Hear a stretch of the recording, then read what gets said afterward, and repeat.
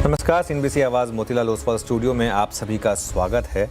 भारतीय मार्केट के लिए एक बहुत ही विचित्र दिन। जी हाँ, विचित्र मैं क्यों कह रहा हूँ, क्योंकि मार्केट में काफ़ी इंटरेस्टिंग आज एक्शन है। आप देखिए, निफ्टी 100 पॉइंट नीचे है, बैंक निफ्टी 100 पॉइंट ऊपर है, मिड कैप इंडेक्स नीचे है, लेकिन आईटी में आज ठीक ठाक रिकवरी 140 पॉइंट से करीब की। इंडिविजुअल स्टॉक्स में अगर आप देखेंगे तो काफ़ी शानदार मूव्स हैं और कई स्टॉक्स में बड़े एक्सीडेंट्स भी हुए हैं। तो एक आज उस तरीके का दिन है जिसमें या तो इस पार या उस पार उस तरीके की मार्केट रही है। और अभी तो खैर आखिरी का 1.5 घंटा एक्सपायरी वाले दिन का बाकी है। वीरूष, गुड आफ्टरनून। Good afternoon. और काफ़ी वॉलेटाइल मार्केट रही है। देखते हैं आखिरी का 1.5 घंटा हमारे लिए क्या लेकर आता है। शो की शुरुआत करते हैं हेडलाइंस के साथ। वीकली एक्सपायरी के दिन निफ्टी में हल्की गिरावट। रिलायंस, एचडीएफसी बैंक, कोटक और आईटीसी ने बनाया सबसे ज़्यादा दबाव। हालांकि आईसीआईसीआई बैंक और एसबीआई के दम पर बैंक निफ्टी हरे निशान में रहने में कामयाब। इधर स्मॉल कैप दूसरे दिन भी कर रहे हैं आउट परफॉर्म। आज के बिग स्टॉक्स स्पॉटलाइट और चार्ट जीपीटी पड़े सटीक सिटी की बुलिश रिपोर्ट से दिवीज लैब करीब 4% मजबूत। साथ ही मारुति और इंडसइंड बैंक भी चढ़े। वहीं स्पॉटलाइट शेयर एफएल फाइनेंस बाजार के टॉप गेनर्स में शुमार। उधर chart GPT stock ICICI Pru और सिप्ला में भी अभी भी तेजी का है। आज फार्मा शेयरों में सबसे ज़्यादा तेजी, करीब 1.5% चढ़ा इंडेक्स। मेटल इंडेक्स भी करीब 1% ऊपर। नैल्को 5% से ज़्यादा उछाल के साथ बना वायदा का टॉप गेनर। लेकिन ऑयल एंड गैस में सबसे ज़्यादा गिरावट, इंडेक्स करीब 2% कमज़ोर। साथ ही एफएमसीजी पर भी दबाव। अनुमान से कमजोर ग्रोथ और महंगे वैल्यूएशन से ट्रेंड पर बड़ी गिरावट। स्टॉक 7% टूटकर वायदा के टॉप लूजर्स में शुमार। बना action of the day. Q3 नतीजों में मार्जिन्स पर दबाव की आशंका। साथ ही पर स्क्वायर फुट सेल्स में भी गिरावट। 16 शेयरों में बिकवाली का सिलसिला कायम। आज भी 3% गिरावट के साथ वायदा के टॉप लूजर्स में शुमार प्रीमियर और वारी एनर्जीज। वहीं आइनॉक्स विंड भी 3% फिसला।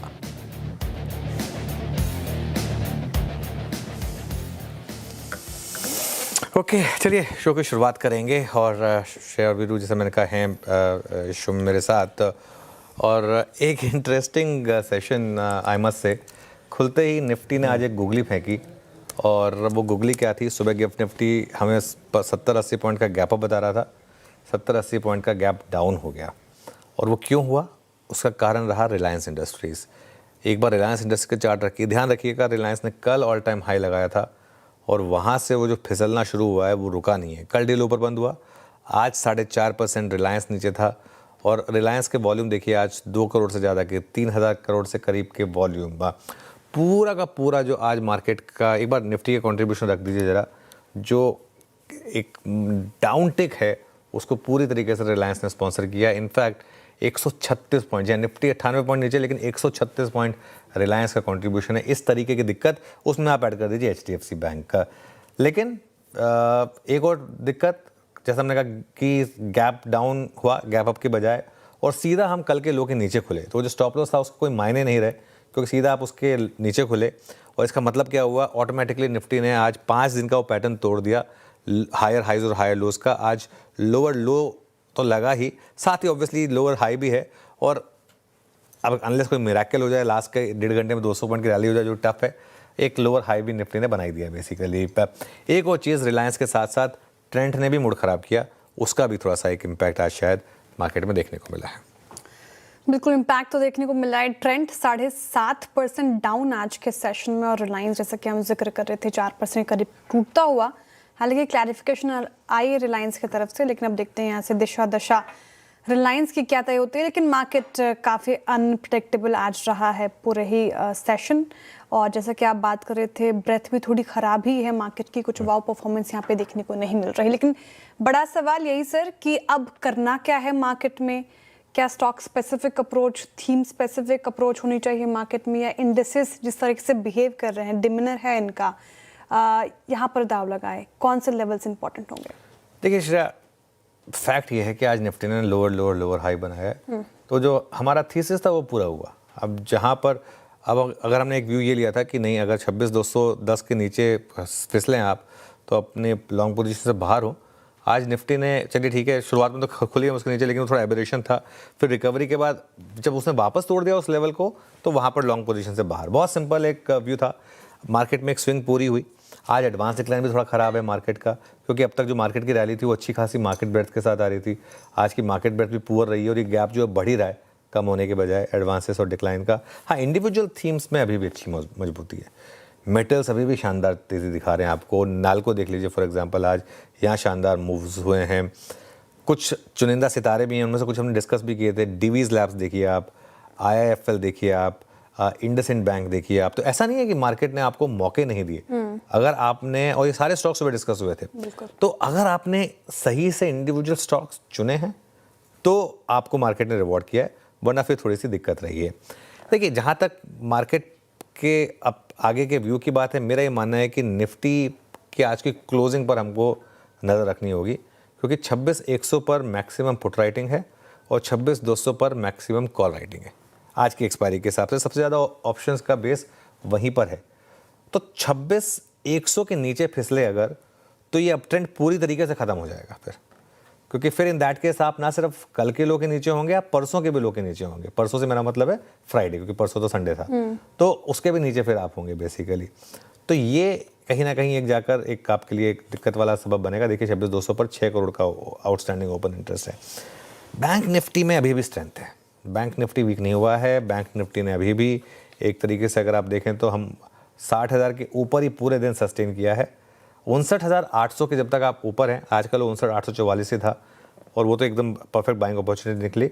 59,800 के ऊपर जब तक हैं तब तक अप ट्रेंड इंटैक्ट है बैंक निफ्टी का, और 60,300 से 60,500 पर मुझे लग रहा है कि बैंक निफ्टी पर अगली बड़ी रेजिस्टेंस आएगी। लेकिन आज जिस तरीके से दो स्टॉक्स ने प्रेशर डाला है मार्केट के ऊपर, रिलायंस और ट्रेंट का इतना वेट नहीं है इंडेक्स में, तो इसलिए ऑब्वियसली उसने प्रेशर नहीं डाला। लेकिन रिलायंस ने जिस तरीके से आज मार्केट की कमर तोड़ी है, आई थिंक कहीं ना कहीं ये आपको बताता है कि मार्केट में अभी भी रिस्क हैं, और एक ये रिस्क हमेशा रहेगा कि क्या 2026 भी ऐसा, पर 2025 खराब नहीं था, मार्केट में रिटर्न मिले, लेकिन वो रिटर्न जो है ना बीच बीच में काफ़ी वॉलेटिलिटी के साथ है। क्या 2026 भी ऐसा रहने वाला है? इसका रिस्क बढ़ जाता है आज जिस तरीके का प्राइस एक्शन है। खैर, let's wait and watch. Veeru के पास चलते हैं और जानते हैं आज FNO में क्या इंटरेस्टिंग मूव्स आए। वीरू।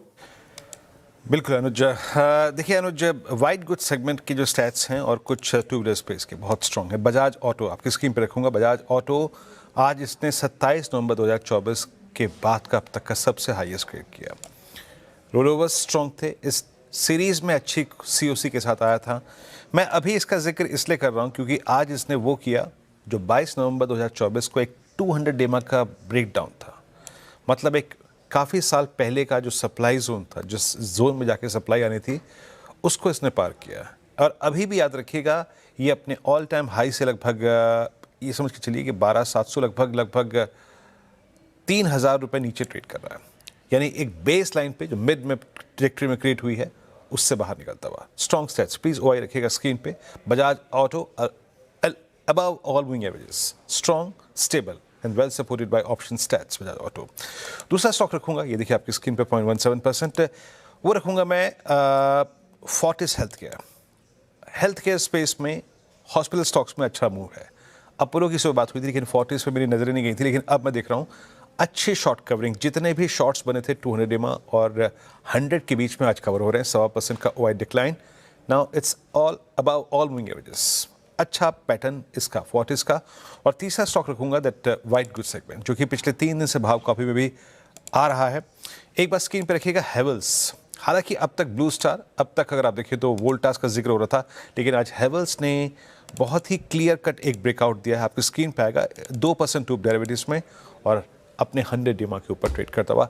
स्ट्रॉन्ग बाइंग है लोअर ट्रेजेक्ट्रीज में हेवल्स में। तो एक आपका हेवल्स लोअर ट्रेजेक्ट्रीज पे, बजाज ऑटो और एक फोर्टिस, तीनों के तीनों मैंने रिवर्सल ट्रेड्स भी यहाँ पर पिक किया है।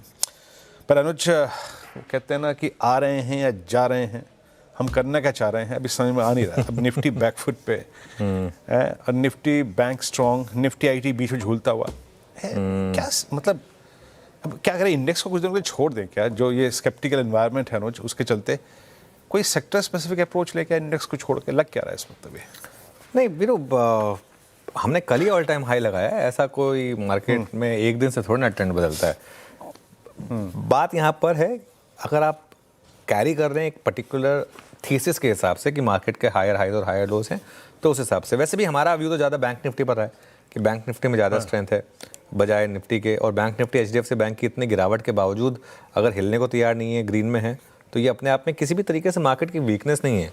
आज अगर आप एक बार के लिए सिर्फ इस रिलायंस के कंट्रीब्यूशन को इग्नोर कर दें, I am sure it's a funny thing to say, क्योंकि सबसे बड़ा स्टॉक है मार्केट का, लेकिन फैक्ट ये है कि जब 140.1 स्टॉक कंट्रीब्यूट कर रहा है, उसके बावजूद निफ्टी उससे कम गिरा है, तो कहीं ना कहीं निफ्टी में बहुत ज़्यादा वीकनेस नहीं है। मेरा अभी भी यही मानना है कि अगर आपका पूरे साल का व्यू है तो निफ्टी पर इस साल एग्रेसिव टारगेट रखिए, जैसे प्रशांत जी भी कह रहे थे, और वो व्यू इंटैक्ट है।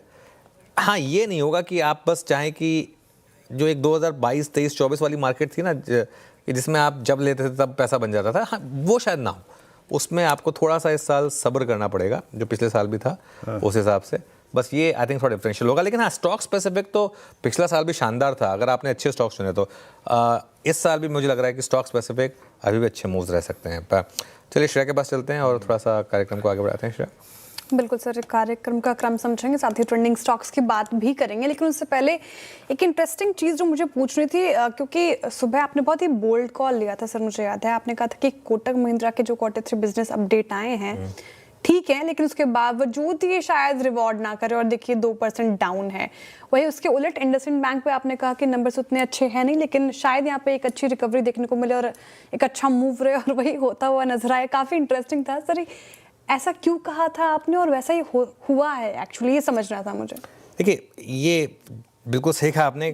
कोटक और इंडसइंड के मैंने ना, स्टॉक्स की ना पर्सनालिटी होती है श्रेया, जैसे कुछ लोगों की पर्सनालिटी होती है, हमारी भी पर्सनालिटी है, आपकी पर्सनालिटी है, सबकी पर्सनालिटी होती है। कुछ लोग मतलब हर कुछ भी हो जाए खुश रहते हैं, कुछ लोग चाहे कुछ भी हो जाए दुखी रहते हैं, है ना।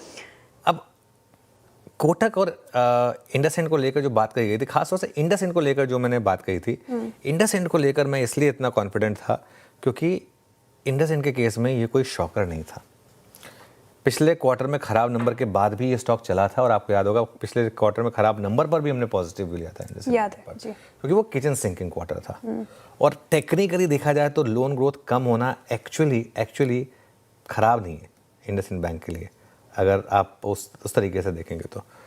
कोटक महिंद्रा बैंक के केस में अगर आप देखें तो, कोटक महिंद्रा बैंक के केस में प्लीज़ को हटा दीजिए, इसको हटा दीजिए प्लीज़।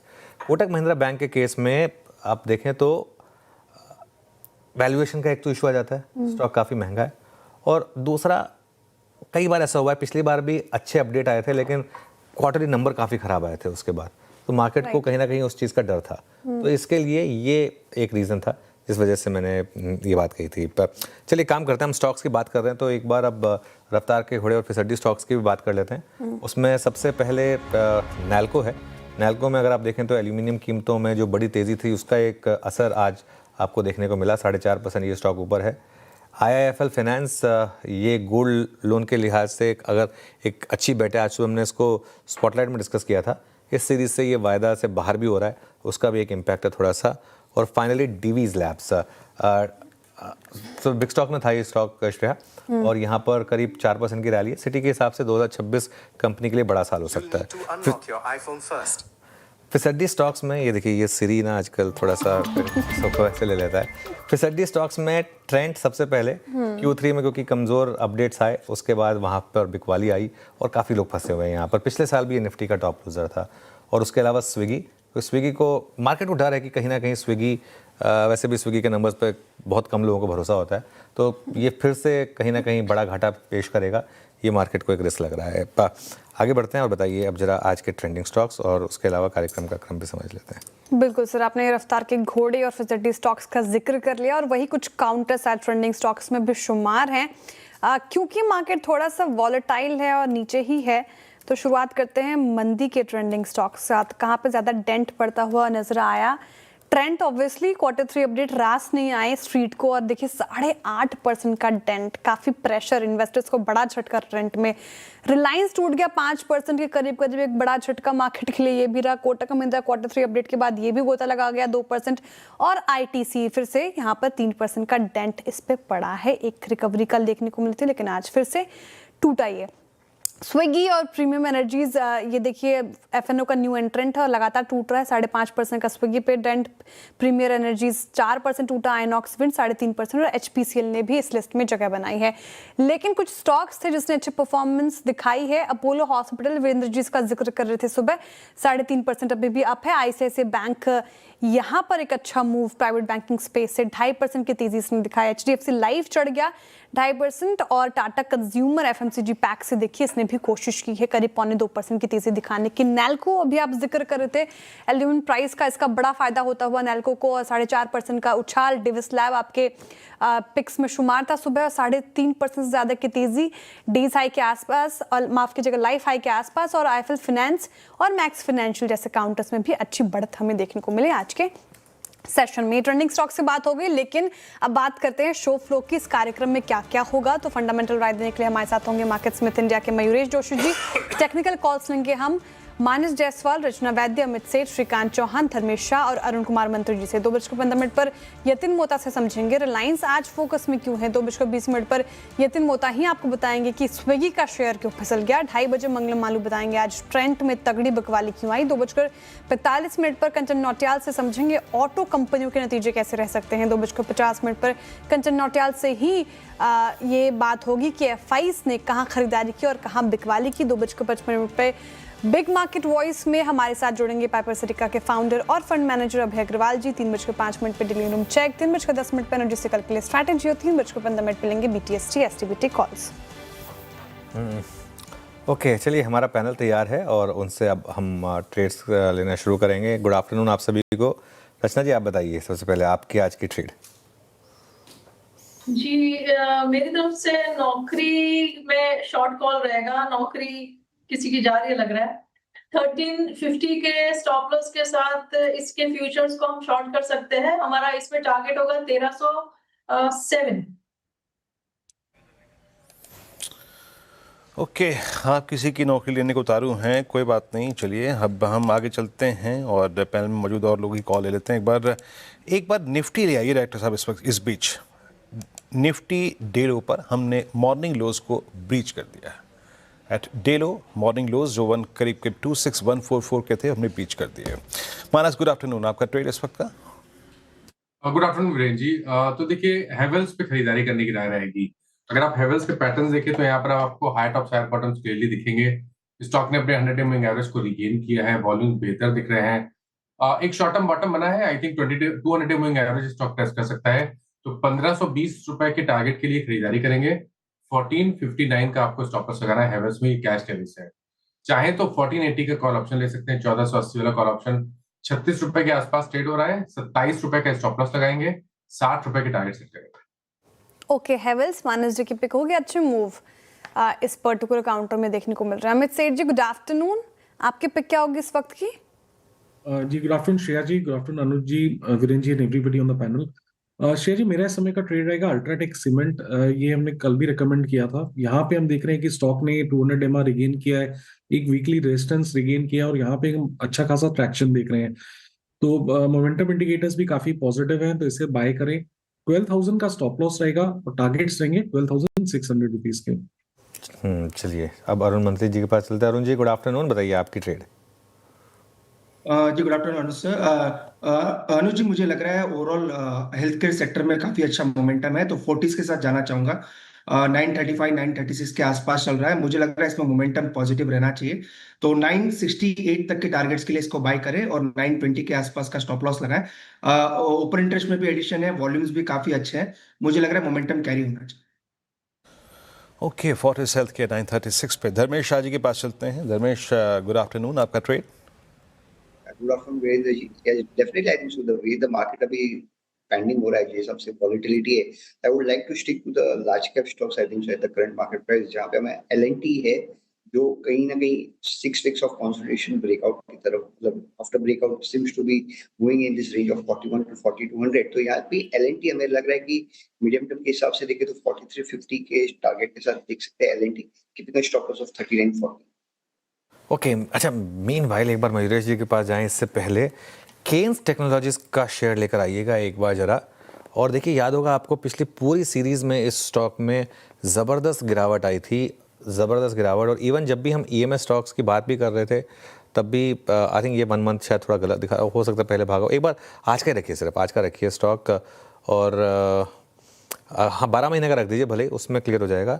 लेकिन एकदम से ये स्टॉक गिरा, और अगर आप देखें लगातार ये स्टॉक में, हाँ ये देखिए किस तरीके की डी रेटिंग हुई थी। पहले भी ऐसी चीज़ हो चुकी थी, उसके बाद रिकवरी आई थी, लेकिन अब वापस इंटरडे रखिए और एकदम से ये स्टॉक वापस गिरा। और EMS स्टॉक्स में सबसे वीक स्टॉक है ये।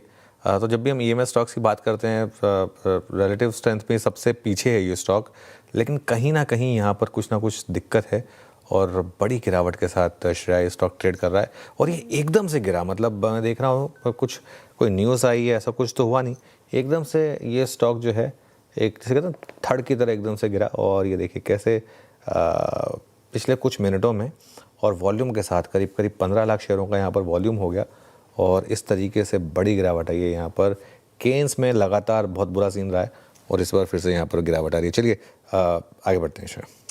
बिल्कुल एकदम शार्प यहाँ पर करेक्शन केन्स टेक में नज़र आ रहा है। डेज लो पर अब बढ़ता हुआ है और इस पर्टिकुलर काउंटर के लग नहीं रहा दिन अच्छे आ रहे हैं, क्योंकि लगातार एक के बाद एक नेगेटिव न्यूज़ और फिर इस पर एक रिएक्शन। इस पर भी और चर्चा करेंगे कि आखिर करना क्या है केन्स टेक का। लेकिन मयूरेश जी गुड आफ्टरनून और आपका स्वागत है कार्यक्रम में। पहले तो ये बताइए सर, इस वक्त का इन्वेस्टमेंट आइडिया क्या होगा? अनुज जी, afternoon Anuj ji, and afternoon to everyone on the panel. हमें लगता है I think banks, specifically PSU banks एक जबरदस्त मोमेंटम में है। काफी बिजनेस अपडेट्स जो आ रहे हैं ये काफी एनकरेजिंग है, और इसके वजह से हमें लगता है आई थिंक ये स्पेस को जरूर ध्यान में रखना चाहिए। इसमें से हमारी तो एक बैंक ऑफ महाराष्ट्र पिक है ही। एक मोमेंटम पिक के तौर पे हमारे जो स्विंग ट्रेडिंग पोर्टफोलियो ने ऐड की है वो है यूनियन बैंक ऑफ इंडिया। हमें लगता है जो बिजनेस अपडेट्स यूनियन बैंक के आए थे काफी स्टेबल रहे हैं। ईयर ऑन ईयर में लगभग 7 से 8% की एडवांसेस ग्रोथ, 4 से 5% की year on year deposit growth रही है। Quarter on quarter it has remained largely stable. CASA ratios have remained largely stable as well Union Bank of India के लिए। और इसलिए आई थिंक जैसे निम्स और स्प्रेड्स का प्रदर्शन रहा है यूनियन बैंक का, आई थिंक ठीक ठाक रहा है। और एक्सपेक्टेशन यही है कि जो स्टिकीनेस होता है डिपॉजिट अक्रीशन का पब्लिक सेक्टर बैंक्स के साथ, ये बरकरार रहेगा। The worst of CASA deterioration is over. जो प्रोविजन कवरेज है ये काफी ठीक ठाक है, जिसके वजह से जो रिकवरीज अपग्रेड्स होंगे वो सीधा बॉटम लाइन पे ऐड होंगे, जिसकी वजह से आरओईज में इंप्रूवमेंट आएगा। जो हम रेटिंग रैंकिंग देख रहे हैं उसमें लग रहा है ये स्टॉक में एक अच्छा मोमेंटम रह सकता है। तो PSU remains in focus, union bank शायद एक अच्छा मोमेंटम है। ओके, यूनियन बैंक यहाँ पर अच्छा मोमेंटम रहेगा। मयूरेश जी गुड आफ्टरनून। केन्स टेक पे क्या व्यू रहेगा अब आपका? इतना लगातार गिरावट इस स्टॉक में रुक ही नहीं रहा है। Anuj, I think with the spate of news जो केन्स को सराउंड कर रहा था पिछले कहीं, अभी भी मुझे लगता है आई थिंक, और तब भी वही व्यू था कि आई थिंक थोड़ा साइडलाइंस पे ही रहना चाहिए। दो चीजें, एक I think clarity in terms of what happens going forward. दूसरा बिजनेस मॉडल के हिसाब से a lot of EMS companies need to adapt to the ODM structure, जिसको समय लगने वाला है। आज इनके जो OEM स्ट्रक्चर है इसमें मार्जिन काफी कम रहती है, और इसलिए मार्जिन एक्सपेंशन बिजनेस में होना उसमें समय लग सकता है। ऑब्वियसली आई थिंक जो वॉल्यूम ग्रोथ है with new business expected to come through across different clienteles in the consumer durable space, वो टीवीज हुए, मोबाइल फोन्स हुए, रेफ्रिजरेटर्स हुए, वो बरकरार रहेगा। पर जब तक मार्जिन प्रोफाइल में एक शिफ्ट नहीं देखा जाता तो एक वैल्यूएशन और पी री रेटिंग होना थोड़ा मुश्किल हो जाता है। तो कहीं ना कहीं ये दोनों फैक्टर शायद अगेंस्ट काम कर रहे हैं, जो एक न्यूज फ्लो है केन्स को लेके और एक बिजनेस मॉडल की improvement in terms of earnings and P related. देखिए न्यूज़ फ्लो, लेकिन मैं टेक्निकल ग्राउंड पे कह सकता हूँ कि केन्स एक बहुत ही मेक और ब्रेक लेवल पे। पहली बात तो ये मानस कि अब आपके पास प्राइस में पहले ही 9 अक्टूबर का हाई और उससे पहले 2 जनवरी 2025 का हाई, एक सिंगल ईयर में आपने डबल टॉप क्रिएट किया। बट ये 3746 ये 17 फरवरी का स्विंग लो भी है, यानी मल्टी ईयर, यानी जुलाई 24, यानी करीब करीब 18 महीने की रेंज वायलेट होने जा रही है। और एक और चीज़, मैं शॉर्ट टर्म पर्सपेक्टिव से देखूं तो it's a classical inverted flag. Manas अगर ये 3752 के नीचे सस्टेन कर रहा है, इस फ्लैग का ब्रेकआउट जो कि अल्टीमेटली एक बेरिश पैटर्न है, क्या व्यू बनाएगी ट्रेडर पर्सपेक्टिव से? देखिए 3 बहुत इंपॉर्टेंट चीजें ब्रेक हो रही हैं आज। 4 हफ्ते पहले जो लोज बने थे वो ब्रेक हो रहे हैं। 200 वीक मूविंग एवरेज ब्रेक हो रहा है, और आपने बिल्कुल सही कहा कि फेब के लोज ब्रेक हो रहे हैं। अगर यहाँ पर स्टॉक सस्टेन करता है तो मेरा समझना है कि नेक्स्ट टारगेट करीब करीब 3250 तक का हो सकता है, तो करीब करीब 500 रुपए का डाउनसाइड करंट लेवल से भी देखने को मिल सकता है। आई थिंक इस गिरावट पे खरीदारी ना करें, कभी मौका मिले तो निकलने की कोशिश करें। और खरीदारी तो आपको केवल 4600 के ऊपर ही करनी है, उससे पहले खरीदारी नहीं करनी है।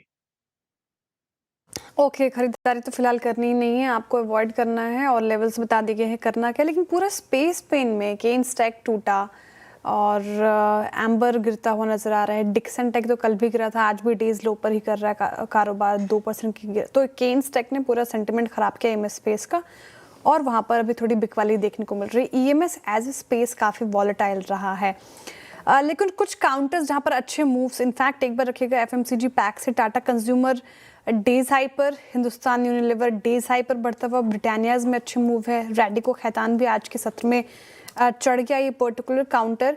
और रचना जी, टाटा कंज्यूमर कैसा लग रहा है 1204 के लेवल पर? इसको भी फिलहाल चेस करने की सलाह होगी क्या, क्या करना चाहिए? जी, आप इसमें चेस कर सकते हैं, और क्योंकि अभी थोड़ी देर पहले एक हल्का सा डिप भी आया है, 1204 के करीब है इसमें प्राइस लेवल्स इन कैश, तो अब यहाँ पे एक एंट्री ले सकते हैं। 1200 के आसपास की एंट्री की ट्राई करिए, और आपको 1190 का एसएल सस्टेन करना होगा, और इसमें अपसाइड में 1230 एंड 1230 तक के नंबर्स आपको विद इन 2 to 3 डेज देखने के चांसेस रहेंगे। चलिए अब बात करते हैं मार्केट की सबसे बड़ी आज की दुख वाली नब्ज की बात करते हैं। जी हाँ, रिलायंस इंडस्ट्रीज 4.5% नीचे, मार्केट का सबसे बड़ा स्टॉक 5% नीचे क्यों है इतने सारे भयंकर वॉल्यूम्स के साथ? यतिन से समझते हैं। Yatin, good afternoon. Good afternoon. और देखिए, जिस तरीके से रिलायंस इंडस्ट्रीज के स्टॉक में आज प्रेशर है, ब्लूमबर्ग की जो न्यूज़ रिपोर्ट थी और जो मिस रिपोर्टिंग ब्लूमबर्ग ने की है, उसका शायद प्रेशर काउंटर पे अभी भी बना हुआ है। हालांकि कंपनी ने ब्लूमबर्ग की रिपोर्ट पे सफाई देते हुए कहा है कि ब्लूमबर्ग की जो न्यूज़ रिपोर्ट ये सजेस्ट कर रही है कि 3 रशियन तेल से भरे जहाज़ जामनगर रिफाइनरी के लिए रवाना हुए हैं और रिलायंस अभी भी रशियन तेल खरीद रही है। इन खबरों का खंडन करते हुए रिलायंस इंडस्ट्रीज ने बयान दिया है। करंटली अगर हम देखें तो रशियन ऑयल की खरीदारी पे अमेरिका ने सैंक्शंस लगाए हुए हैं, और कहीं ना कहीं अगर आप रशिया के तेल का इंपोर्ट करते हैं अपनी रिफाइनरीज में, तो उससे शायद यूएस सैंक्शंस का भी रिस्क होता है। तो इस सारी अटकलों के बीच में रिलायंस की एक बड़ी क्लैरिफिकेशन आई है, जहां उन्होंने कहा है क्लियरली कि कोई रूस का तेल रिलायंस इंडस्ट्रीज अभी करंटली इंपोर्ट नहीं कर रहा है। इनफैक्ट कोई भी कार्गो अभी पिछले 3 हफ्तों में आया नहीं है, और कोई भी जनवरी में रशियन ऑयल की डिलीवरी रिलायंस इंडस्ट्रीज के जामनगर रिफाइनरी में नहीं आई है और ना आने वाली है। तो कहीं ना कहीं इस खबर के खंडन के बावजूद स्टॉक में आपको प्रेशर देखने को मिल रहा है, लेकिन क्लियरली रिलायंस इंडस्ट्रीज ने इस रिपोर्ट जो ब्लूमबर्ग ने पब्लिश की है, इसको कहा है कि ये गलत तरीके से इमेज को टार्निश करने वाली न्यूज़ पब्लिकेशन है, और इस रिपोर्ट को पूरी तरीके से उन्होंने खारिज किया है। बिल्कुल, तो ये रिलायंस की तरफ से स्टेटमेंट आती हुई, लेकिन दिक्कत तो है आज स्टॉक में। अच्छा, रिलायंस तो गिर ही रहा है, शुक्रिया यतिन। एक और स्टॉक 52 वीक लो पर आ रहा है, वो है आईटीसी। एक बार आईटीसी लेकर आइए जरा, क्योंकि अब तक तो मार्केट में प्रेशर सिर्फ रिलायंस और एचडीएफसी बैंक का था, लेकिन अब इसमें एक और नाम भी जुड़ रहा है, आईटीसी। ये भी फ्रेश 52 वीक लो पर। लेकिन मधुरेश जी, रिलायंस पर क्या व्यू होगा आपका? क्या इस गिरावट में खरीदारी की जाए? बिल्कुल करनी चाहिए, और एक trading very close to pivot levels जो 1503 1505 है, जैसे हम देखते हैं मार्केट्स में इंडिया में, इसके लेवल के आजू बाजू ट्रेड कर रहे हैं। 2 चीजें, एक आई थिंक ये न्यूज पे आई थिंक अगर ये स्टॉक गिरा है तो 2 चीजें, अगर एक खंडन हुआ है तो कहीं ना कहीं this news turns out to be baseless, एक रिकवरी भी उतनी फास्ट होगी। Second, I think Singapore GRMs एक एलिवेटेड लेवल पे है ये तिमाही के लिए। वी ऑल नो कि रिफाइनिंग और रिफाइनिंग बिजनेस में रिलायंस के पर्टिकुलरली आई थिंक जो रिफाइनिंग मार्जिन होते हैं रिलायंस के, ये $2 से $3 बेटर होते हैं than Singapore GRMs. So if this turns out to be the case, कहीं ना कहीं आई थिंक जो refining part of the business है वहां पे एक सॉलिड शो देखने मिलेगा Q3 में। रिटेल ओरिएंटेड बिजनेसेस, वो रिलायंस रिटेल हो या जियो हो, वहां पे जो एक कंट्रीब्यूशन आ सकता है वो भी सिग्निफिकेंटली बेटर आ सकता है, for all the reasons which are commonly known. GST rationalisation Reliance retail को हेल्प करेगा, जियो में जो दरों में चेंजेस हैं, एक्सपेक्टेशन आरपू इंक्रीसेस की है, जो एसएमएस और आरएमएस मार्केट शेयर ये बरकरार रखे हुए हैं, ये सारी चीजें एड करेंगी ग्रोथ को इन terms of balance sheet dynamics. और ये दोनों बिजनेसेस 50% के ऊपर कंट्रीब्यूट करते हैं एबिट में।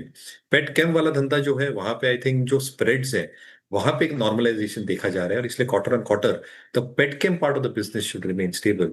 और नए बिजनेसेस जो उभर के आएंगे, स्पेसिफिकली बायो इथेनॉल वाले businesses, these are coming through with minimal debt on their books. तो कहीं ना कहीं I think ROE improvement, working capital improvement लाजमी है। तो जिनके पास ये बने रहे, क्या ये लेवल सही है? Obviously I think 10-15 rupees from the current level एक अच्छी बाइंग पॉइंट हो सकती है। तो अगर ये न्यूज का खंडन होता है तो Reliance is one good stock to hold for long long time. Okay, meanwhile एक चीज़ बताऊं मैं आपको, मार्केट में पिछले साल की फैंसी स्टोरीज का एक जैसे कहते हैं तेल निकाला जा रहा है इस समय। इसका सबसे बड़ा एग्जांपल है प्रीमियर एनर्जीज़ और वारी एनर्जीज़। दोनों ले लीजिए नाम, दोनों के अगर आप 6-6 महीने के चार्ट देखेंगे, आई थिंक प्रीमियर तो 52 वीक लो पर है। अब ये देखिए 12 महीने का चार्ट 41% के करीब गिरा है। आई थिंक वारी थोड़ा कम गिरा होगा, गिरा वारी भी है लेकिन वारी थोड़ा कम गिरा है। लेकिन अगर आप हाई से देखेंगे तो वारी भी गिरा है, बट हाँ मतलब उतना नहीं, 6 महीने में करीब 10.5%। और एक स्पेस फूड डिलीवरी या फिर ये क्विक कॉमर्स है। अब कुछ लोग कह रहे थे कि quick commerce is so hot it might burn itself. शायद वो प्ले आउट हो रहा है इटर्नल में भी और स्विगी में भी। और कहीं ना कहीं पता नहीं, मुझे लग रहा है कि ये गिग वर्कर्स के इश्यूज जो हैं वो जेन्युइन है और थोड़ा सा उनके साथ सिंपैथी से पेश आने की ज़रूरत है। थोड़ा सा सीईओज़ को भी, instead of just throwing data points. एक बार लेकिन ये तो समझते हैं कि स्विगी को आखिर क्या हो गया इस तरीके से जो अंडर परफॉर्म करे जा रहा है स्टॉक, हो क्या रहा है यतिन स्विगी में? बिल्कुल, तो देखिए आपने जैसे कहा कि जो गिग वर्कर्स का इशू है बड़ा है और शायद उससे कंपनीज की क्विक कॉमर्स में लागत भी बढ़ सकती है, क्योंकि गिग वर्कर्स जो डिलीवरी बॉयज़ हैं वो ज़्यादा खामियाजा या ज़्यादा कॉम्पनसेशन मांग रहे हैं। लेकिन अगर हम बात करें स्विगी की स्पेसिफिकली, तो एफएनओ में शामिल होने के बाद काउंटर में लगभग 10% की गिरावट आपने देखी है। आज भी स्टॉक 5% के दबाव के साथ कारोबार कर रहा है और इसका शायद रीज़न हो सकता है कि जो क्विक कॉमर्स सेगमेंट है यहाँ कंपटीशन बढ़ता हुआ नजर पड़ रहा है।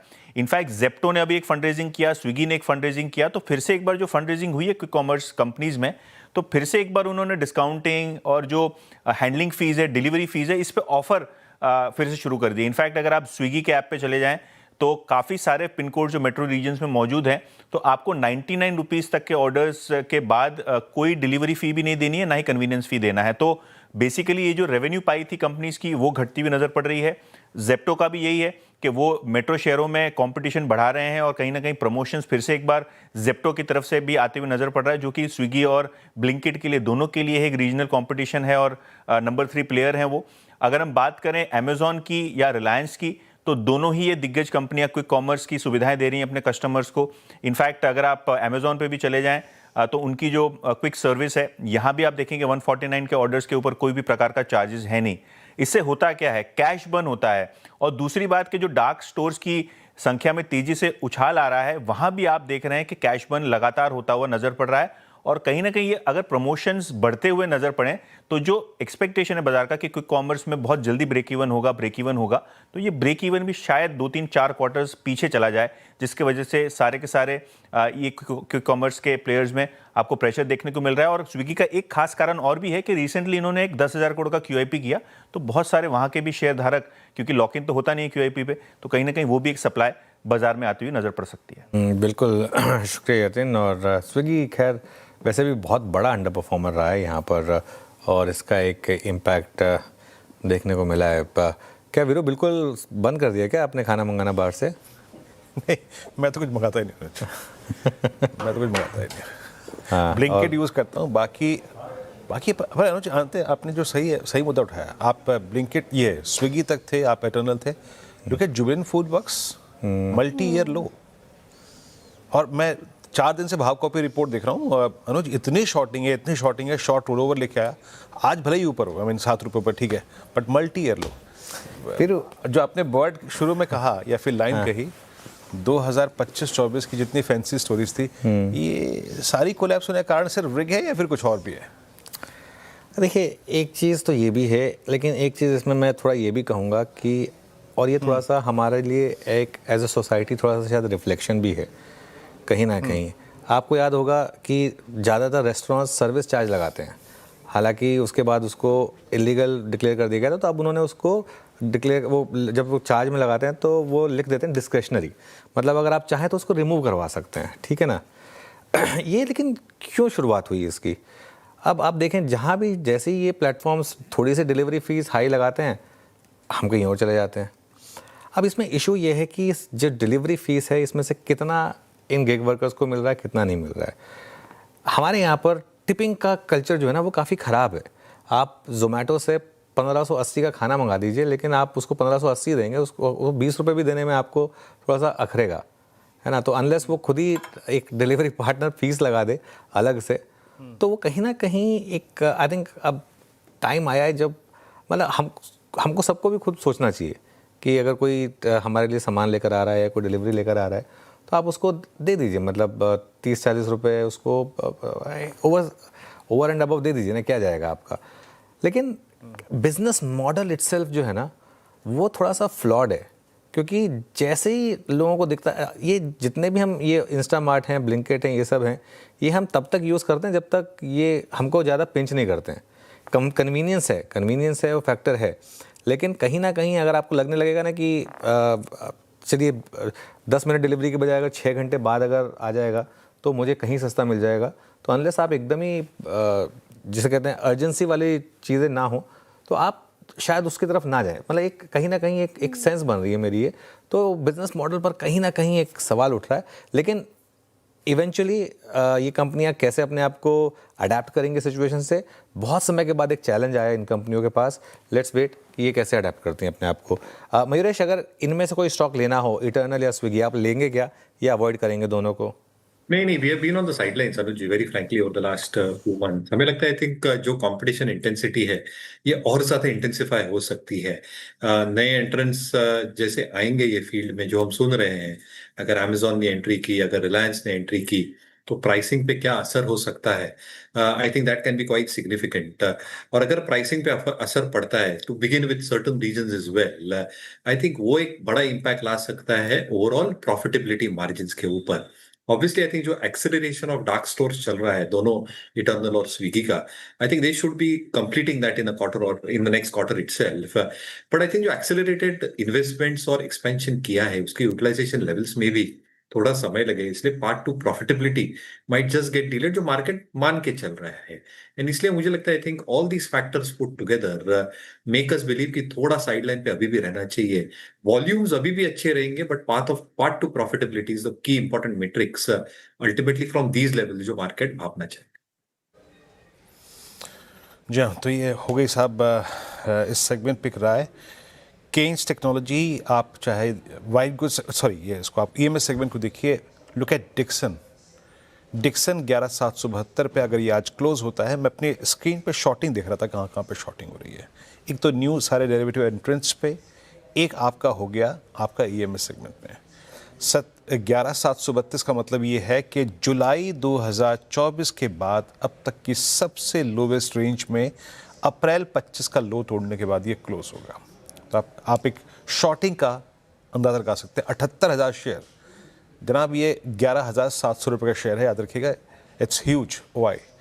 श्रीकांत चौहान कोटक सिक्योरिटी से जुड़ चुके हैं। श्रीकांत, मैं आपकी कॉल लूंगा, लेकिन डिक्सन पे आपका हाउस व्यू क्या है? क्या ये मल्टी ईयर लगभग 1.5 साल की रेंज तोड़ने के बाद अगर फिर ड्रिफ्ट होता है, फिर कोलैप्स होता है, तो क्या खुला है डिक्सन के लिए? Good afternoon Veeru, good afternoon everyone. तो देखिए, वैसे अगर डिक्सन की अगर बात करें तो यहाँ पे एक जो सेक्टर के ऊपर दबाव बना हुआ है, उसकी वजह से मुझे लग रहा है कि इसमें जो बाइंग जो आनी चाहिए थी, वो बाइंग मोमेंटम जो होता है, या तो जो एक ओवरऑल सपोर्ट मिलता है काउंटर को, वो नहीं मिल रहा है। और टेक्निकली भी अगर आप देखें तो इसने काफी इंपॉर्टेंट लेवल को तोड़ा हुआ है। तो फंडामेंटली तो वैसे हमें अच्छा लग रहा है, लेकिन हमें यही लग रहा है कि इस बार के इसके जो नंबर्स रहेंगे, क्वार्टरली नंबर्स, वो काफी इंपॉर्टेंट रहेंगे। अगर ये नंबर्स अगर इफेक्टिव नहीं रहेंगे तो वापस इसमें जो फंडामेंटल फेयर वैल्यू जो होती है उसमें प्राइस उसमें डाउनग्रेड आ सकता है। बट टेक्निकली अगर देखें तो इसने काफी इंपॉर्टेंट लेवल को तोड़ा है, और वो लेवल थे 12,200 के। ये लेवल टूटने के बाद अभी जो यहाँ से नेक्स्ट लेवल्स निकल के आ रहे हैं, वो आ रहे हैं 11,300 से लेकर 11,100 के। तो करंट लेवल से भी मुझे लगता है कि इसमें पेन बाकी है। लेकिन एट द सेम टाइम मैं कहूंगा कि ये अगर एक लॉन्ग टर्म चार्ट पे देखेंगे तो ये एबीसी करेक्शन चल रहा है, जिसका सी काफी पेनफुल है, और सी में मुझे लगता है कि 10,900 से लेकर 11,000 के रेंज में इसका करेक्शन कंप्लीट होने के लिए मुझे लगता है कि कभी भी रिवर्सल पैटर्न बन सकता है। तो करंट लेवल से मैं ये कहूंगा कि करंट लेवल से अवॉइड कीजिए, बट 11,000 के करीब बिल्कुल इसमें निवेश करने की राय रखेंगे। ओके, डिक्सन पे व्यू हो गया। Shrikant ji, good afternoon. और अवॉइड करना है फिलहाल, और एबीसी करेक्शंस ही very painful, we got it. लेकिन आज की कॉल क्या होगी आपकी, कौन से स्टॉक्स उठाएंगे आप? बिल्कुल, तो देखिए यहाँ पे आज हम एक्टिविटी देख रहे हैं कुछ एफएमसीजी और पर्टिकुलरली उन स्टॉक्स में जहाँ पे अभी तक का जो ट्रेंड था वो काफी स्लगिश था। आज हमने देखा कि कल के दिन में इनफैक्ट हमने नेस्ले में अच्छी तेजी देखी थी, आज Hindustan Lever side by side Britannia में अच्छी तेजी बन रही है। अभी मुझे लगता है कि वीबीएल वरुण बेवरेजेस यहाँ पे अच्छी तेजी बन सकती है। करंट लेवल्स है 495 496 के, काफी अच्छा एक ट्रायंगल कंसोलिडेशन फॉर्मेशन बना था, उसका ब्रेकआउट आ चुका है। यहाँ से तेजी बनेगी तो ये स्टॉक कम से कम 510 515 के लेवल्स दिखा सकता है। करंट लेवल से इसे खरीदने की राय रहेगी और स्टॉप लॉस रहेंगे एट 484। तो 10 रुपए का स्टॉप लॉस रख रहा है, लेकिन 20 से 25 रुपए की अपसाइड नजर आती है। इसके साथ साथ मुझे लगता है कि दूसरा अगर कोई और स्टॉक देखना है तो यहाँ पे थोड़ा सा कॉन्ट्रा व्यू के साथ मैं टीसीएस के ऊपर एक लॉन्ग का व्यू रखूंगा, क्योंकि हमें लगता है कि वैसे टेक्नोलॉजी में अभी भी यहाँ से इन लेवल से भी तेजी बन सकती है। बट अगर स्पेसिफिकली कोई आईटी में किसी स्टॉक पे फोकस करना है तो टीसीएस पे फोकस करे। 3250 के करीब इसे खरीदा जा सकता है। 3350 3375 के टारगेट्स नजर आते हैं। स्टॉप लॉस हमें यहाँ पे रखना पड़ेगा एट 3200। ओके, मीनवाइल एक बार ट्रेंड लेकर आइए और एक कहते हैं ना अनफैथमेबल, क्या ये लोअर सर्किट लगा सकता है? आज 9.2% नीचे 4023 पर है स्टॉक। लोअर सर्किट 3986 का वो लेवल होगा अगर वहाँ तक फिसला तो, लेकिन फ्रेश डील ऊपर 9.25% नीचे। एक बार रिविजिट करते हैं ट्रेंड को कि क्या नंबर्स वाकई में इतने ख़राब थे कि ये लोअर सर्किट की तरफ बढ़ रहा है, और क्यों रिकवरी बिल्कुल नहीं आ रही है यहाँ पर। मंगलम के पास चलते हैं वापस। मंगलम, गुड आफ्टरनून। हाँ, मैं अनुज आपको पहले उन नंबर्स के बारे में ज़रूर बताऊंगा, बट आज सुबह जब हम ट्रेंड में डिक्लाइन देख रहे थे तो जो 4100 का पुट है उसमें सबसे ज़्यादा ओपन इंटरेस्ट था। तो स्ट्रीट एक्सपेक्ट करी थी कि वो लेवल होल्ड करे। जैसे ही स्टॉक उसके नीचे आया वो सारे पुट राइटर्स को अपना पोजीशंस कवर करना पड़ गया, इसके लिए और तेज़ी से नीचे चला गया। और दूसरा जो अब लेवल है इन terms of most active options on trend, वो 4000 का पुट है। तो 4000 का पुट है वो आना चाहिए आपके स्क्रीन पर, उसमें भी सबसे ज़्यादा ओपन इंटरेस्ट एक्टिविटी दिख रही है। अब अगर यहाँ से फिर नीचे गिरा तो हो सकता है ये पुट राइटर्स को भी अपने पोजीशंस कवर करने पड़े। तो इस वजह से ट्रेंड थोड़ा वो टेक्निकल फैक्टर के कारण भी नीचे 4100 के नीचे गिरा। तो जो दूसरा 100 रुपए का गिरावट है वो काफ़ी तेज़ी से देखने मिला। बट वो 4100 तक क्यों गिरा था? सबसे पहले ट्रेंड, उसका क्या ट्रेंड बदल गया है वो हम देखते हैं। जो तीसरे क्वार्टर का जो बिजनेस था उसमें 17% का ग्रोथ आया है। आप बोलेंगे कि इस एनवायरनमेंट में 17% खराब नहीं है, बट अगर आप उनके 9 महीनों के नंबर देखें तो उसमें 18% ग्रोथ था। अगर आप साल के स्टार्ट में देखें तो कंपनी ने एनालिस्ट मीट में कहा था कि 25% ग्रोथ तो सस्टेनेबल है ऑन अ कंपाउंडेड बेसिस, उससे भी नीचे है। और पिछले 5 साल की जो उनकी ग्रोथ है वो 38% है। तो उससे कंपेयर करें तो 17% उससे हाफ में है।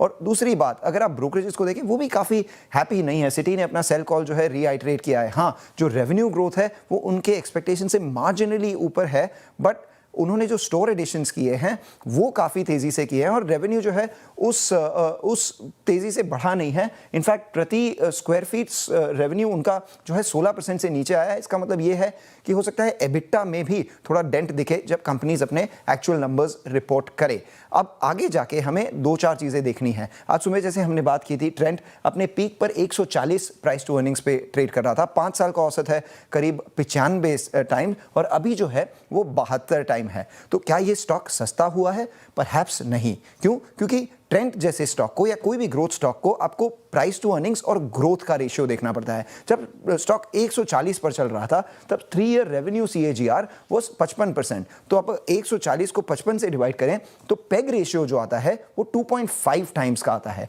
और अब जब हम देख रहे हैं स्टॉक ऊपर से आधा हो चुका है, 70 टाइम्स PE पर चल रहा है, पर उससे ज़्यादा तेज़ी से गिरी है ग्रोथ की रेट। तो सेल्स ग्रोथ पिछले 9 महीनों में 18% हुई है। तो 70 को आप जब 18 से डिवाइड करोगे तो पेग रेशियो आता है 4x। हाँ, पीई हाफ हुई है, स्टॉक हाफ हुआ है, बट ग्रोथ उससे ज़्यादा तेज़ी से गिरा है। इसके लिए जो पेग रेशियो है उस पर स्टॉक महंगा हुआ है, ना कि सस्ता हुआ है। इस वजह से ट्रेंड में गिरावट हमें देखने ही मिल रही है। आगे जाके क्या ट्रिगर्स होंगे उसके लिए, सेम स्टोर सेल्स ग्रोथ वो रिकवर होंगे या नहीं, बोथ ज़ूडियो और वेस्ट साइड में।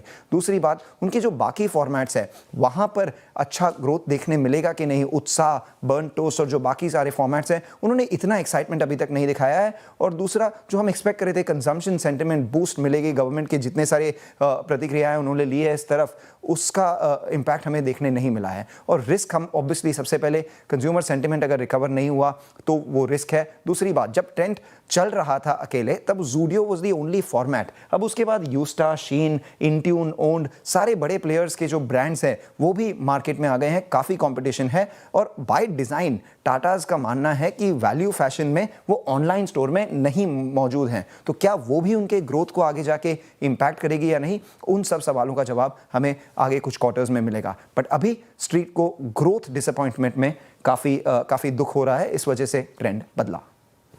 ओके, मुश्किलें मुझ पर इतनी पड़ी कि आसान हो गई, क्योंकि इन्वेस्टर्स तो यही कह रहे हैं, जैसे कि मंगलम आप मेंशन कर रहे थे, पिछले साल 41% का करेक्शन और अभी लोअर सर्किट की तरफ बढ़ता हुआ ट्रेंड, काफ़ी बड़ा झटका इन्वेस्टर्स को उठाना पड़ा है। शुक्रिया तस्वीर बताने के लिए और बड़े सवाल उठाने के लिए जो सभी के जहन में है कि क्या ये ग्रोथ, क्या हालात सुधरेंगे आगे चलकर। खैर, अभी फिलहाल ट्रेंड का ये लुका झुका आपके लिए। लेकिन अब वक्त हो रहा है कैश कॉल्स का, और अमित सेठ जी, मानस जी और रचना जी हमारे साथ हैं कैश कॉल्स के लिए। अमित सेठ जी बताइए, कैश कॉल के लिए कौन सा स्टॉक पिक करेंगे आप? जी शेयर जी, इस समय जो कैश स्टॉक मुझे पसंद आ रहा है दैट इज रेडिंगटन ने 10, 20, 50 एमआ पे एक अच्छा कंसोलिडेशन 200 एमआ पे सपोर्ट लेके निकला है। थोड़ा सा डेज हाई जरूर गिव अप किया, बट स्टिल यहाँ पे रेंज ब्रेकआउट इंटैक्ट है, इसे बाय करें। स्टॉप लॉस हमारा रहेगा 280 रुपीज का और टारगेट्स रहेंगे 305 के। ओके, रेडिंगटन 287 पे आपका बाय कॉल। रचना जी, आप क्या पिक कर रही हैं? जी, मेरे तरफ से कजारिया सेरामिक्स रहेगा, जिसको हम लॉन्ग करेंगे। 1000 रुपीज पे है ये। हम इसमें एसएल लगा सकते हैं 4 रुपीज का, माने 996 पे एसएल लगा के हम इसको लॉन्ग कर सकते हैं फॉर अ टारगेट ऑफ 1017। मानस जी बताइए, आपकी कैश कॉल। देखिए, रेन इंडस्ट्रीज में खरीदारी करने की राय रहेगी। रेन इंडस्ट्रीज में एक फ्लैग पैटर्न का ब्रेकआउट हुआ है, काफी बढ़िया वॉल्यूम देखने को मिले हैं, तो 149 का स्टॉप लॉस लगाएंगे, 164 तक के टारगेट्स पॉसिबल है। चलिए एक काम करते हैं, एक छोटा सा ब्रेक लेंगे। मीनवाइल वो जो एप्टल की हेयरिंग चल रही है आईएक्स केस में, उसमें कोर्ट की ऑब्जर्वेशन है कि अगर कुछ ऑफिसर्स ने पैसा बनाया है, जो कि सेबी के ऑर्डर में कहा भी गया था, तो उस पर वो एक्शन लेंगे। लेकिन अभी तक वो पावर कपलिंग पर जो ऑर्डर है वो आया नहीं है, वो हियरिंग चल रही है, उस पर भी अपडेट देंगे एक बार इस ब्रेक से वापस आकर।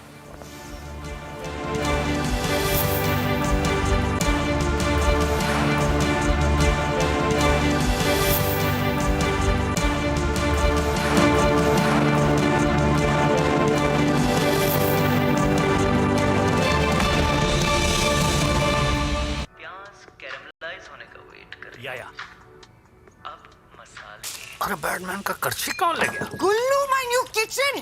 What's wrong? तमीज से बात करो आंटी, आपके किचन में सब कुछ वाटरप्रूफ प्लाई से बना हुआ है, सो रिलैक्स। हाँ, यू राइट। ग्रीन प्लाई के अल्टीमेट वाटरप्रूफ प्लाई से बना है। Yes. Let me help you with the peas. मतलब? मैं मटर छील लेती हूँ। शाबाश। ग्रीन प्लाई का ultimate waterproof ply, waterproof interiors का रिप्लाई।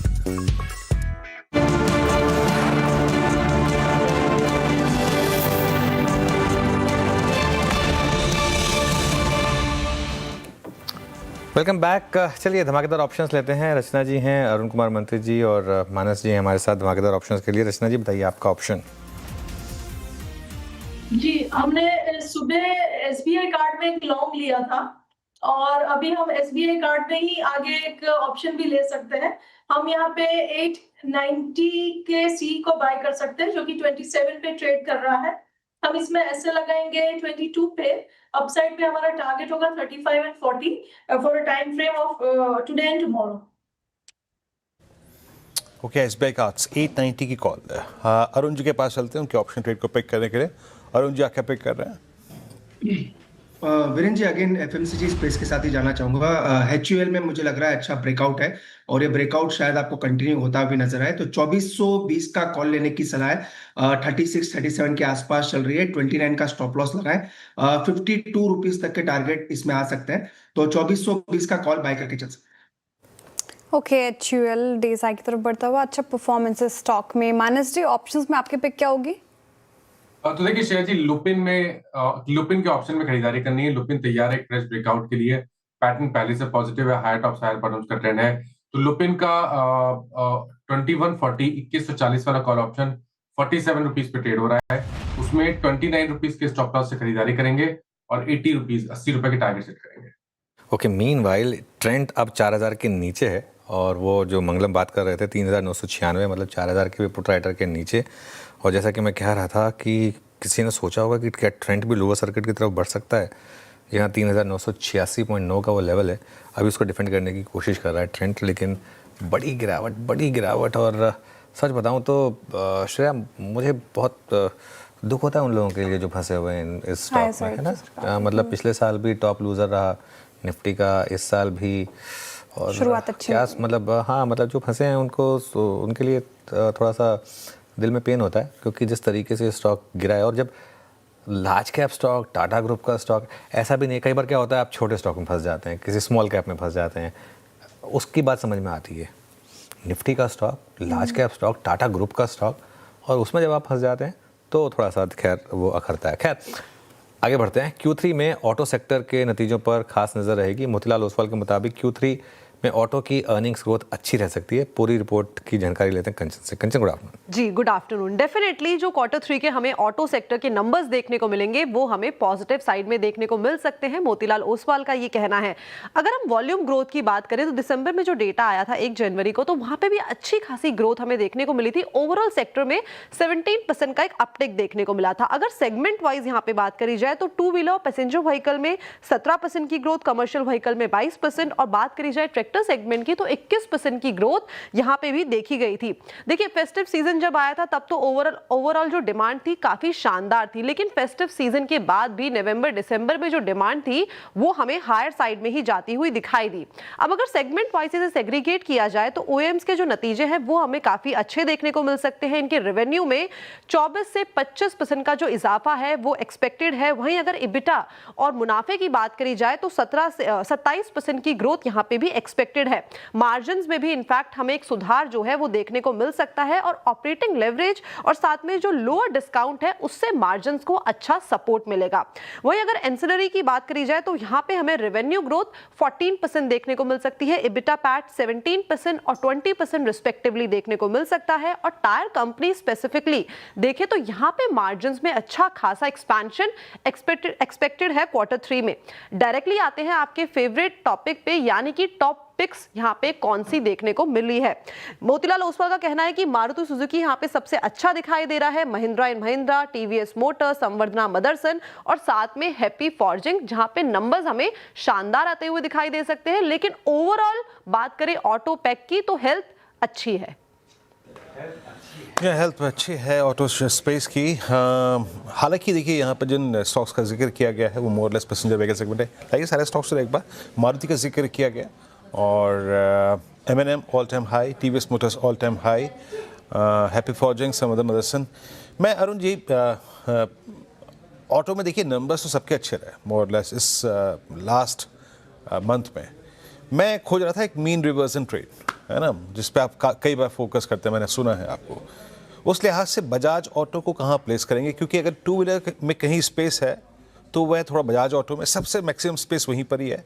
उसके बाद है थोड़ा बहुत आपका हीरो मोटर कॉर्प में, और टीवीएस जो है वो ऑलमोस्ट ऑल टाइम हाई पे ट्रेड कर रहा है। क्या पिक करना चाहेंगे आप इस वक्त ऑटो में? वीरेन जी ओवरऑल मुझे लग रहा है अगर एक स्टॉक लेना चाहिए तो इसमें तो बजाज ऑटो एक अच्छा पिक रह सकता है। अभी तक एक अंडर परफॉर्मर रहा है, पर मुझे लग रहा है ये स्टॉक यहाँ से 9900 की तरफ बढ़ सकता है। थोड़ा माइनर डिप मिलता है तो और अच्छी एंट्री हो सकती है। 9550 का स्टॉप लॉस लगाएं। मुझे लग रहा है 9850 9900 तक के टारगेट आ सकते हैं। इसी के साथ मदरसन सुमी भी मुझे लग रहा है वीरेंद्र जी, ये भी एक अच्छा पिक है। अभी कंसोलिडेशन फेज में है, पर 119 120 एक अच्छा लेवल है। तो इसको भी अगर पिक करना चाहे तो डेफिनेटली कर सकते हैं। 125 के टारगेट मदरसन में भी आते हुए नजर आ सकते हैं।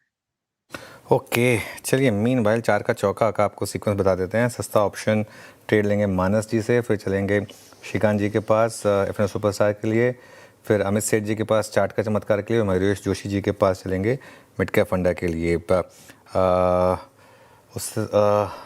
मानस जी, आपका सस्ता ऑप्शन ट्रेड। देखिए, सस्ता ऑप्शन के लिए पेट्रोनेट के 295 के कॉल ऑप्शन में खरीदारी करने की राय रहेगी। 265 रुपए से स्टॉक हाई टॉप से हायर बटन बना रहा था, 200 मूविंग एवरेज रीगेन हो गया है। आई थिंक यहाँ से भी करीब 10-12 रुपए का आपको देखने को मिल सकता है। तो पेट्रोनेट का 295 वाला कॉल ऑप्शन 5 रुपए 90 पैसे पे ट्रेड हो रहा है। इसमें 4 रुपए के स्टॉप लॉस से 10 रुपए के टारगेट के लिए खरीदारी की जा सकती है। ओके, पेट्रोनेट एलएनजी ये सस्ता ऑप्शन में मानस जी की पिक हो गई। एफएन सुपरस्टार के लिए श्रीकांत जी, आपकी चॉइस क्या होगी?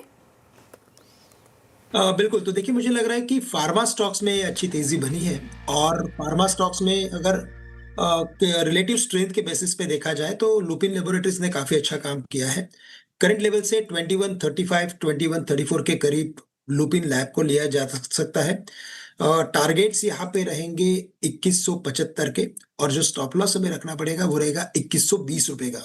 तो 2120 के स्टॉप लॉस के साथ लुपिन लेबोरेटरीज को खरीदना चाहिए। लुपिन आपका बाय कॉल 2144 पे। अमित सेठ जी के पास चलते हैं रिलेटेड पिक करने के लिए टेक्निकल्स पे। चार्ट का चमत्कार, अमित क्या पिक कर रहे हैं आप? जी विनय जी, मैं मैक्स फाइनेंशियल सर्विसेज के साथ जाऊंगा। ये stock is on the verge of 52 week high breakout. पिछले 2-3 दिनों के अगर इसके डेटा देखें पिछले 5-7 दिनों का, तो यहाँ पे डिलीवरी वॉल्यूम्स भी काफी अच्छे हैं। तो इसे बाय करें 1710 1710 का स्टॉप लॉस रहेगा, और टारगेट्स रहेंगे 1775 पे। ओके, मीनवाइल एक बार आप IEX का स्टॉक लेकर आइए। और देखिए, जो मेरे रिपोर्टर की तरफ से न्यूज़ आ रही है, CERC के लॉयर ने कहा है कि हम ये ऑर्डर जो था 23 जुलाई 2025 का, इसको रेड में ब्रेक करिए, इसको वापस ले लेंगे। हमें CERC से और इंस्ट्रक्शन की ज़रूरत है। ये कोर्ट में लाइव चल रहा है। देखिए, आजकल हर कोई आप उस हियरिंग को लाइव सुन सकते हैं। और इस न्यूज़ को प्लीज़ फ्लैश करिए। जो इंडिकेट किया है लॉयर ने, CERC के लॉयर ने इंडिकेट किया है। और श्रेया, पिछली वाली हेयरिंग में मैं सुन रहा था, और जैसे ही वो इनसाइडर ट्रेडिंग वाला केस लाया गया, क्योंकि सेबी ने ऑर्डर भी क्लियरली पास किया था, और हमारी टिकर टीम शायद सुन नहीं रही है इसको, एक बार जरा इसको फ्लैश करिए प्लीज़। तो कहीं ना कहीं एक मामला ये बन रहा था कि क्योंकि इनसाइडर ट्रेडिंग हुई है, और आज कोर्ट ने भी ये बात ऑब्जर्व की कि जो रेगुलेटर होता है, it should be above seizures wife, suspicion के अबव होना चाहिए वो कहीं ना कहीं। और अभी तक कोर्ट का फाइनल ऑर्डर नहीं आया है। मैं एक चीज़ क्लियर कर देता हूँ, अभी तक कोर्ट का फाइनल ऑर्डर नहीं आया है। अभी सिर्फ आर्ग्यूमेंट्स चल रही हैं कोर्ट में, और जो आर्ग्यूमेंट्स कोर्ट में चल रही हैं उसमें CERC के लॉयर ने कहा है कि वो ये ऑर्डर वापस ले सकते हैं। इंडिकेट कर रहे हैं वो कि इस ऑर्डर को वो विड्रॉ कर सकते हैं। हम असीम के पास अभी जा नहीं सकते, क्योंकि असीम सुन रहे होंगे अभी उस पूरी की पूरी स्टेटमेंट को। लेकिन अब तक जो ये खबर आई है, अब इसमें इशू क्या होगा कि कोर्ट क्या कहेगा। या कोर्ट कहेगा कि ठीक है, अगर आप ऑर्डर ही वापस लेने को तैयार हैं तो आप बताइए मुझे, या कोर्ट वाकई में उस ऑर्डर को क्वाश करेगा या नहीं करेगा। IEX का 1 साल का 1.5 साल का चार्ट रखिएगा, क्योंकि ये हाँ 1 साल का, आई थिंक पिछले साल जुलाई में ये ऑर्डर आया था ना। हाँ, पिछले साल जुलाई में ये ऑर्डर आया था। 1 साल का रखिए, 2 साल का नहीं, 2 साल में थोड़ा कन्फ्यूजन हो जाएगा। 1 साल का, हाँ वहाँ गिरा था। देखिए वो स्टॉक आपको याद होगा, जहाँ पर काफ़ी एक बात बनी थी कि शायद इनसाइडर ट्रेडिंग करके शायद पैसा बनाया गया था। और उसके बाद ध्यान रखिएगा, ये अब तक, मैं फिर कह रहा हूँ एक बार, अब तक ऑर्डर नहीं आया है। ये सिर्फ एक इंडिकेशन है जो इसमें ये बताया गया है कि शायद वो इसको वापस लेने को तैयार है। जब एक बार फाइनल हो जाएगा इसका तब करेंगे। लेकिन अभी के लिए ये जो अपडेट है, और ये पॉजिटिव अपडेट है, इस वजह से आपने इस तरीके का IEX में मूव देखा है। मयूरेश जी के पास चलते हैं मिड कैप फंडा के लिए। मयूरेश जी बताइए आपका मिड कैप फंडा। ऑनेस्टली HEG ये हमें काफी पसंद आ रहा है मार्केट्स विद इंडिया में। हमें लगता है आई थिंक जो सेफगार्ड ड्यूटीज लगाई गई है to protect the steel industries, HEG जो ग्राफाइट इलेक्ट्रोड्स बनाता है, जो स्टील इंडस्ट्री मेकिंग के काम आते हैं in terms of making green steel, इसमें एक पॉजिटिव प्रभाव देखा जा सकता है as an ancillary play to the dumping and steel stocks. दूसरा, अब तक के जो नंबर्स हैं एचईजी के ये काफी उत्साहजनक है। Volumes have remain stable, 15,000 ton से वॉल्यूम्स बढ़ा रहे हैं, 1,15,000 टन हो जाएगी टोटल कैपेसिटी। जो प्रॉफिट इन्होंने पहले हाफ में पोस्ट किया है that is double of the entire profit done last year, जो एक बहुत पेनफुल साल रहा है ग्राफाइट इलेक्ट्रोड और स्टील मेकर्स के लिए। एट द सेम टाइम जो इनपुट कॉस्ट है, नीडल कोक प्राइसेस काफी स्टेबल दिखाई दे रही है and demand should start coming back slowly and steadily, क्योंकि all over the world I think एक ग्रीन स्टील का जो एक प्रोडक्शन होगा ये ऑल तूल पकड़ेगा गोइंग फॉरवर्ड, जो ग्राफाइट इलेक्ट्रोड्स हेल्प करते हैं in terms of production of steel through the electric arc furnace. तो मुझे लगता है नंबर्स के हिसाब से, प्लेसमेंट के हिसाब से एचईजी काफी शानदार है। क्लियर डिस्क्लेमर, ये स्टॉक हमारे मॉडल पोर्टफोलियोज में है, क्लाइंट्स के पास इसकी होल्डिंग शायद हो सकती है।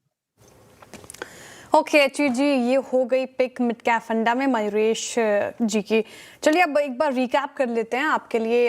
हमने 4 का चौका की शुरुआत की सस्ता ऑप्शन के साथ। पेट्रोनेट एलएनजी मानस जी की तरफ से आया और यहाँ पे 295 का कॉल लेना है आपको। 10 के टारगेट देख रहे वो 4 का स्टॉप लॉस लाकर चलिए आप एफएनओ सुपरस्टार के लिए। श्रीकांत जी दाव लगा रहे ल्यूपिन पर, फ्यूचर्स में खरीदारी की राय है। 2175 के टारगेट है, 2120 का स्टॉप लॉस मेंटेन करना है आपको। चार्ट का चमत्कार के लिए अमित सेठ जी कह रहे हैं मैक्स फाइनेंशियल यहाँ से अच्छा परफॉर्म कर सकते हैं तो खरीदारी कर सकते हैं।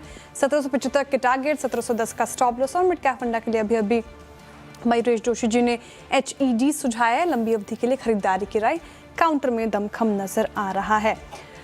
अब बात करते हैं प्री बजट कॉल्स की, क्योंकि देखिए बजट आने में अब कुछ ही ट्रेडिंग सेशंस बाकी है। ऐसे में कैसा मूड माहौल होगा वो देखने वाली बात होगी, लेकिन प्री बजट से पहले कई कॉल्स हो सकते हैं हमारे टेक्निकल और फंडामेंटल पैनल के पास, एक्सपर्ट्स के पास। तो वो ले लेते हैं। अरुण कुमार मंत्री जिससे हम लेंगे टेक्निकल कॉल और मयूरेश जोशी से लेंगे हम फंडामेंटल कॉल। बताइए Arun ji, pre budget pick क्या हो गया आपके? श्रेया जी, अगेन मुझे लग रहा है निफ्टी एफएमसीजी में ही ब्रेकआउट है और काफी हैवी वेट्स में भी अच्छा मोमेंटम नजर आ रहा है। तो ब्रिटानिया के साथ जाना चाहूंगा। ब्रिटानिया में भी एक अच्छा ब्रेकआउट देखने को मिल रहा है। इनफैक्ट 6100 के ऊपर ब्रेकआउट कंफर्म्ड है। तो 6320 6340 तक के टारगेट्स ब्रिटानिया में देखने को मिल सकते हैं। तो करंट लेवल पे खरीदारी की सलाह है। 5985 का स्टॉप लॉस लगा के बाय करें। 6320 6340 तक के टारगेट्स आपको देखने को मिलेंगे।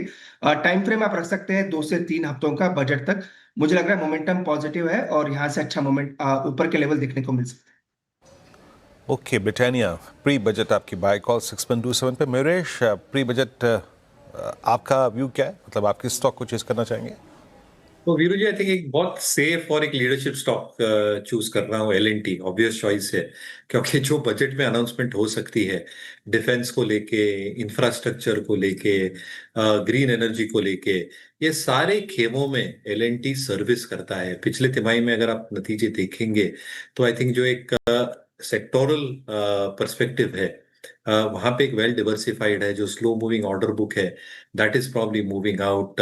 इसके वजह से जो net working capital absolute number of days में और परसेंटेज टर्म्स में दोनों, वहां पे एक सुधार देखने मिलेगा गोइंग फॉरवर्ड। और जैसे बजटरी एलोकेशंस हो सकते हैं ये सारे एस्पेक्ट्स में, defence, infra, budget, metro rails, कहीं ना कहीं आई थिंक L&T की जो इंक्रीमेंटल ऑर्डर बुक है और जो मार्जिन के साथ ऑर्डर हो सकते हैं and the execution there of, ये रिटर्न रेशियोज को पॉजिटिवली प्रभाव कर सकते हैं। तो हमें लगता है जो रेटिंग रैंकिंग हम देखते हैं L&T बहुत अच्छी तरह से प्लेस्ड है, इसलिए बेस्ट लीडरशिप स्टॉक और एक सेफ लीडरशिप स्टॉक हमें लगता है L&T। ओके, चलिए एक काम करते हैं, छोटा सा ब्रेक ले लेते हैं और इसके बाद हमारे वेलकम बैक। चलिए अब हमारे साथ पाइपर सरिका के फाउंडर और फंड मैनेजर अभय अग्रवाल जुड़े हैं, उनसे बात करते हैं। अभय जी, गुड आफ्टरनून। अभय जी बताइए, इस समय सबसे पहले तो आपको happy new year. I think इस साल की हमारी पहली कॉन्वर्सेशन है, हालांकि 6 तारीख हो चुकी है। ये साल आप होपफुल हैं क्या मार्केट को लेकर? गुड आफ्टरनून अनुज, आपको भी बहुत बहुत नए साल की शुभकामनाएं। और जी डेफिनेटली मैं इस साल काफ़ी होपफुल हूँ बिकॉज 2 चीज़ों की वजह से। एक तो पिछले साल हमने देखा कंसोलिडेशन ब्रॉडर मार्केट में निफ्टी था, पॉजिटिव परफॉर्मेंस थी, पर आप ब्रॉडर मार्केट में जाएं स्मॉल कैप मिड कैप में तो एक बहुत पूरे साल का कंसोलिडेशन देखा। और ऐसे इन्वायरमेंट में जहाँ पे अर्निंग्स क्वालिटी इंप्रूव हुई है, मैक्रोज इंप्रूव हुए हैं, कंजम्पशन पे फोकस था सरकार का, उसका लास्ट क्वार्टर में पूरा इम्पैक्ट दिखा हमें। तो आई थिंक दिस ईयर मेरा एक्सपेक्टेशन है कि जो करंट ईयर है ये होगा year of mid and small caps. अभी ये लास्ट ईयर की अंडर परफॉर्मेंस देख के लोगों का कॉन्फिडेंस थोड़ा हिला हुआ है, पार्टिसिपेशन भी बहुत लो है, पर पिछले 2-3 दिन में मैंने देखा जो वॉल्यूम्स वापस आ रहे हैं मिड और स्मॉल कैप्स में, वापस फिर से एक्यूमुलेशन स्टार्ट हो गया है, स्पेशली उन कंपनीज का जिनका क्लियर एक ग्रोथ गाइडेंस है। तो मुझे लगता है कि ये साल जो है मिड और स्मॉल कैप्स आउट परफॉर्म करेंगे। मिड और स्मॉल कैप आउट परफॉर्म करेंगे। कौन सी थीम आप बैक कर रहे हैं फिर मिड और स्मॉल कैप्स में? देखिए एवरग्रीन थीम है, एक तो सबसे पहली वो है फार्मा की। मुझे लगता है कि हमारी काफ़ी कंपनीज ने बहुत अच्छा काम किया है, स्मॉल और मिड कैप्स में इनोवेशन पे फोकस किया है और टैरिफ के प्रेशर को पूरा लेते हुए अपना खुद के फैसिलिटीज़ उन्होंने एक्वायर करी हैं यूएस में, जो टैरिफ से उनको थोड़ा प्रोटेक्शन भी दे रही है। So I think pharma, mid cap, small cap, specially company जो सीडीएमओ पे फोकस्ड है, वो मुझे लगता है कि बहुत ही अच्छा स्पेस है जो मल्टी बैगर रिटर्न देगा यहाँ से। दूसरा है अनुज, ऑटो एंसिलरीज, जो मैंने देखा है हमने पिछले 6 महीने में इसमें काफ़ी रिसर्च किया है स्पेस में और देखा है कि काफ़ी कंपनीज हैं जो अब एक ग्लोबल लेवल के सप्लायर्स बन रहे हैं। जो लोकल मार्केट है वो इनको वॉल्यूम्स देता है प्रॉफिटेबल बनने का, पर जो इनकी अब ग्रोथ और वेरी प्रॉफिटेबल ग्रोथ जो अब आ रही है वो आ रही है इंटरनेशनल मार्केट से, स्पेशली यूरोप से और इवन यूएस से, डिस्पाइट द टैरिफ प्रॉब्लम्स। तो आई थिंक ऑटो एंसिलरीज जो है जहाँ पे इनोवेशन क्लियरली विजिबल है पिछले साल भर से, वो कंपनीज मुझे लगता है कि अच्छा करेंगी। तीसरा जो है एक सबसे बड़ी थीम जो अब प्ले आउट हो रही है, अभी रिसेंट डेटा भी देखा हमने पिछले 2-3 दिन में, वो है स्मॉल बैंक्स एंड एनबीएफसीज की। मुझे लगता है बहुत क्रेडिट साइकिल जो बुरी थी पिछले 2 साल से, उसका पूरा नेगेटिव इम्पैक्ट लेके अब एक रिकवरी की जोन में जा रहे हैं। तो आप जितने भी स्मॉल फाइनेंस बैंक्स और एनबीएफसीज को देखेंगे, मुझे लगता है एक्यूमुलेशन का फेज उनका ओवर हो गया है और अब यहाँ से वो आउट परफॉर्म करेंगे लार्ज बैंक्स को फॉर 2 रीजंस। एक तो वैल्यूएशन काफी सस्ती है इनकी बॉटम ऑफ द साइकिल पे, और दूसरा ग्रोथ ट्रिगर्स इनमें सारे हैं अभी। तो ये एक तीसरा स्पेस है जहां पे मुझे काफी अपॉर्चुनिटीज दिख रही हैं। ओके, अभय जी का आज जो फ्रेम है, अभय जी ये फ्रेम आपने खुद बनाया है क्या किसी ने बनाया था? नहीं, मेरे पीछे एक पेंटिंग है, वो पेंटिंग मैंने नहीं बनाई है, पर मैंने समझदारी है कि मैंने वो पेंटिंग खरीदी है तो मैं कल अपनी बेटी को पढ़ा रहा था तो उसमें एक कविता थी, नहीं कविता नहीं थी, मतलब एक कहानी थी कि रंगों की लड़ाई, सारे रंग आपस में लड़ रहे थे, कुछ ऐसे ही आप देखें नज़ारा जो है वो पीछे है। अच्छा खैर, coming back to that, I think markets ये अभी इस वक्त जितने भी आपका ईएमएस सेगमेंट है ना, बहुत ही ज़्यादा पेन में है। मैं तो खैर शॉर्ट टर्म पर्सपेक्टिव से देखता हूँ, क्या शॉर्टिंग है। केन्स को देखिए आप, डिक्सन को देखिए, डिक्सन मल्टी ईयर लो। अबे जी जिसने पैसा कमाया, पैसा छूटता हुआ जब जाता है ना, बड़ा बुरा लगता है। आप देखिए डिक्सन कहाँ 18 का 11 हो गया और अभी भी कोई सपोर्ट नहीं है।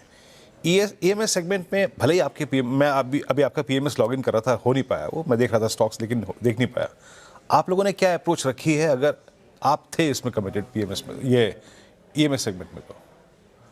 तो पीएमएस सेगमेंट में, ईएमएस सेगमेंट डेफिनेटली हमारी एक बड़ी बेट रही है और बहुत प्रॉफिटेबल बेट रही है हमारे लिए, क्योंकि वीरेंद्र इसमें आप अभी का पेन देख रहे हैं, पर जो लॉन्ग टर्म इसमें इन्वेस्टर उसमें रहा है उसके लिए नफे में अभी थोड़ा नुकसान है, मैं कह सकता हूं। अभी हमारे मॉडल पोर्टफोलियो में 2 स्टॉक्स हैं, एम्बर और सिरमा एसजीएस, पर मुझे लगता है कि ये जो करेक्शन हम देख रहे हैं कुछ कंपनीज में जहां पे वैल्यूएशन की करेक्शन है, एक अगेन मार्केट आपको एक फिर से अपॉर्चुनिटी दे रहा है कि आप high quality growth stocks eight reasonable price add करें। इससे क्या होता है कि अच्छी कंपनीज भी जो हैं वो इन्वेस्टर्स के लिए कई बार अच्छी इन्वेस्टमेंट अपॉर्चुनिटीज नहीं बन पाती हैं, क्योंकि मार्केट उन्हें ओवर प्राइस कर देता है, और उससे क्या होता है कि आप अगले 3-4 साल की जो ग्रोथ है उसमें ऑलरेडी पे कर रहे हैं करंट मार्केट प्राइस पे।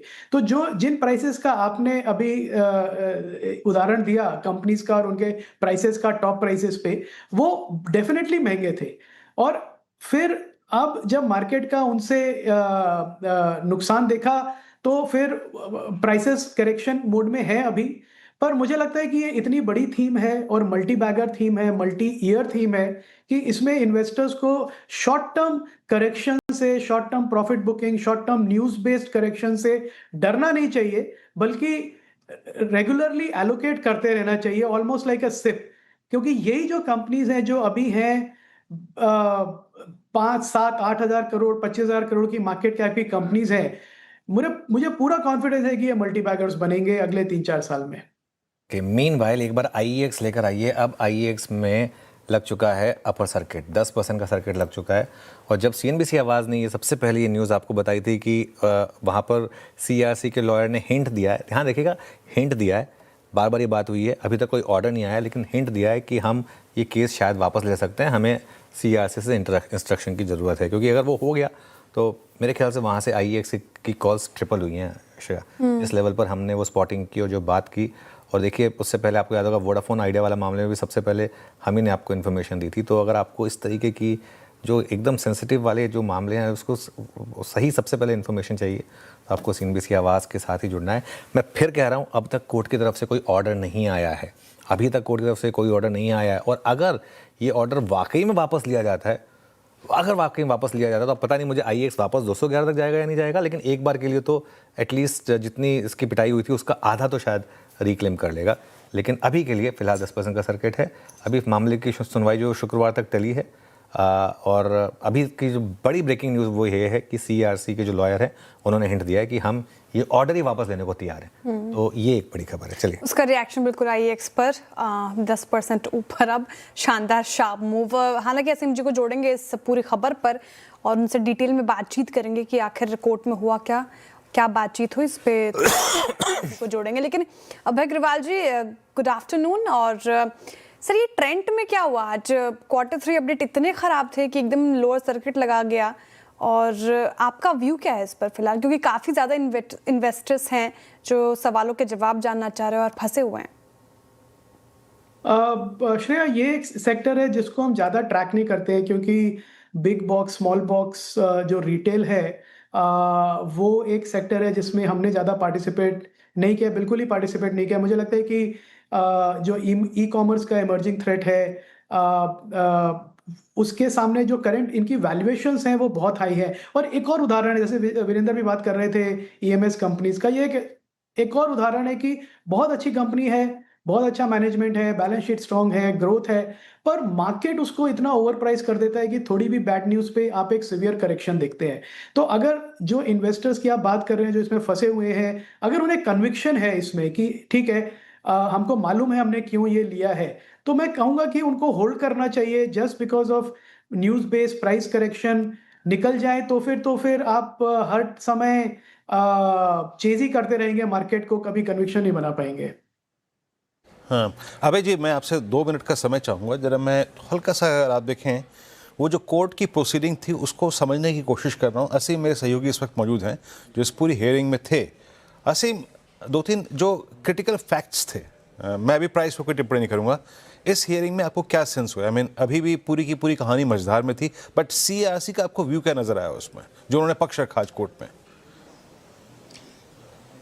देखिए, IEX के जो CRC ने ऑर्डर दिया था उसको लेकर के आज एप्टल के अंदर सुनवाई हुई थी। सबसे पहले तो जो ट्राइब्यूनल है उसने एक बार फिर CRC को फटकार लगाया, उनको कहा कि आप रेगुलेटर हैं, आपका काम रेगुलेशन बनाना है, हम ये उम्मीद करते हैं कि आप पूरी तरह से इंडिपेंडेंट होंगे, लेकिन आपने जो ऑर्डर बनाया उसके बीच में बहुत सारे जो आपके कर्मचारी हैं उन्होंने पैसे बनाए, तो हमको लगता है कि ये कहीं ना कहीं गलत हुआ है। और हमारे पास भले ही इसको ऑर्डर को क्रैश करने की पावर ना हो, लेकिन हम इंश्योर करेंगे कि कार्रवाई हो इस मामले में, और आगे भी ऐसी ही एक मिसाल पेश करेगी कि इसके मामले में पूरी तरह से कोई कार्रवाई हो।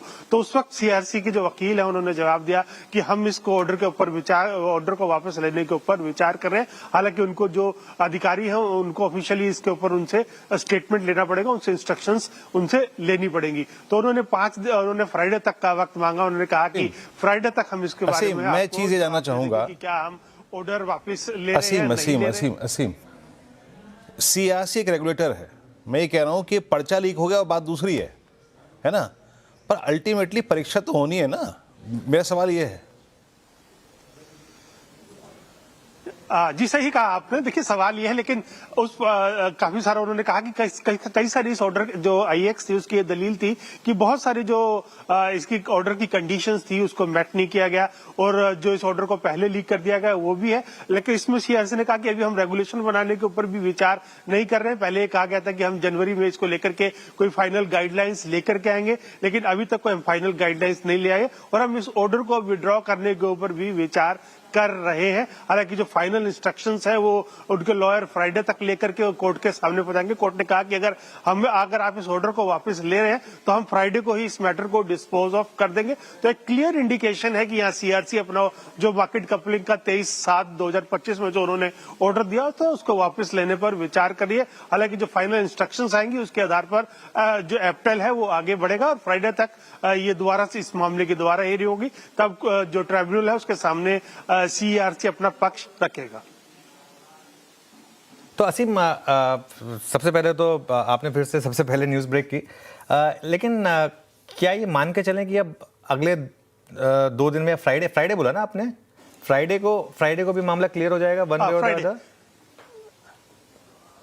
देखिए फ्राइडे को ये मामला क्लियर हो जाएगा वन वे और अदर, क्योंकि उन्होंने कहा कि हम इंस्ट्रक्शन लेने की तैयारी कर रहे हैं। एक बार इंस्ट्रक्शंस हमको आ जाती है, क्योंकि उन्होंने पहले कह दिया कि हम इसके ऊपर विचार कर रहे हैं, इसको वापस लेने के ऊपर जो हमने मार्केट कपलिंग का ऑर्डर दिया था। और ये 1 जनवरी से लागू होना था, अभी तक इसके ऊपर स्टे लगा हुआ है, ये लागू नहीं हुआ। और इसके जो रेगुलेशंस आने थे वो रेगुलेशंस भी अभी नहीं आए। कोर्ट के जो ट्राइब्यूनल है उसके सामने सीआरसी ने ये जानकारी दी। उन्होंने ये भी इंडिकेट कर दिया साथ के साथ कि हम इसके ऊपर रेगुलेशन बनाने की तैयारी नहीं कर रहे हैं, और हो सकता है कि हम इसको वापस ले लें। जो भी फाइनल इंस्ट्रक्शंस होंगी वो फ्राइडे तक वो कोर्ट के जो ट्राइब्यूनल है उसके सामने कम्युनिकेट कर देंगे। चलिए, शुक्रिया असीम। इस समय की सबसे बड़ी ब्रेकिंग न्यूज़, और अब देखिए स्टॉक 13.5% ऊपर है। जब हमने इसको न्यूज़ ब्रेक की थी 3.5% था F&O का स्टॉक है इंट्राडे में, तब 3.5% में आप जोड़ दीजिए 10%। उस तरीके के गेंस आपको मिले होंगे अगर आपने सही टाइम पर एक्ट किया होता उस न्यूज़ को समझकर, जो सबसे पहले आपको CNBC आवाज़ ने दी थी। अब देखिए फ्राइडे को क्या होगा, ये एक अभी भी मामला है, लेकिन कहीं ना कहीं एक सेंस बन रही है। और सच बताऊँ तो जो पिछली बार जब मैं हेयरिंग सुन रहा था ना, तो IEX के जो वकील थे कपिल सिब्बल जी, उन्होंने एक बात कही थी कि अगर मेरा एक्सपीरियंस सही है तो CRC अपने आप ही ये ऑर्डर वापस ले लेगा। उन्होंने ये बात कही थी, उन्होंने ये बात कही थी कि CRC अपने आप ही ये ऑर्डर वापस ले लेगा, क्योंकि अगर ये कोर्ट में गया मामला और वो इनसाइडर ट्रेडिंग वाली मामला पूरी तरीके से सामने आया तो बहुत दिक्कत हो सकती है। उन्होंने ये बात कही थी। और खैर नहीं बेपा। अबे जी, आपके पोर्टफोलियो में है क्या IEX या कोई और एक्सचेंज स्टॉक? नहीं, कैपिटल मार्केट स्टॉक्स हैं जैसे CDSL और CAMS। IEX नहीं है, पर अगेन ये आपको फिर से दर्शाता है कि कोई कंपनी है, बहुत अच्छी कंपनी है, अच्छे से मैनेज्ड है, चल रही है, कस्टमर की नीड मीट कर रही है, तो रेगुलेटरी रिस्क उसमें हमेशा रहते हैं, पर वो लास्ट नहीं करते हैं। जैसे आज आपने IEX की बात करी, तो एक क्लासिक एग्जांपल है कि बिजनेस जो इतना मोनोपोलिस्टिक हो जाता है कि सरकार के लिए भी फिर उसको चेंज करना बहुत मुश्किल है।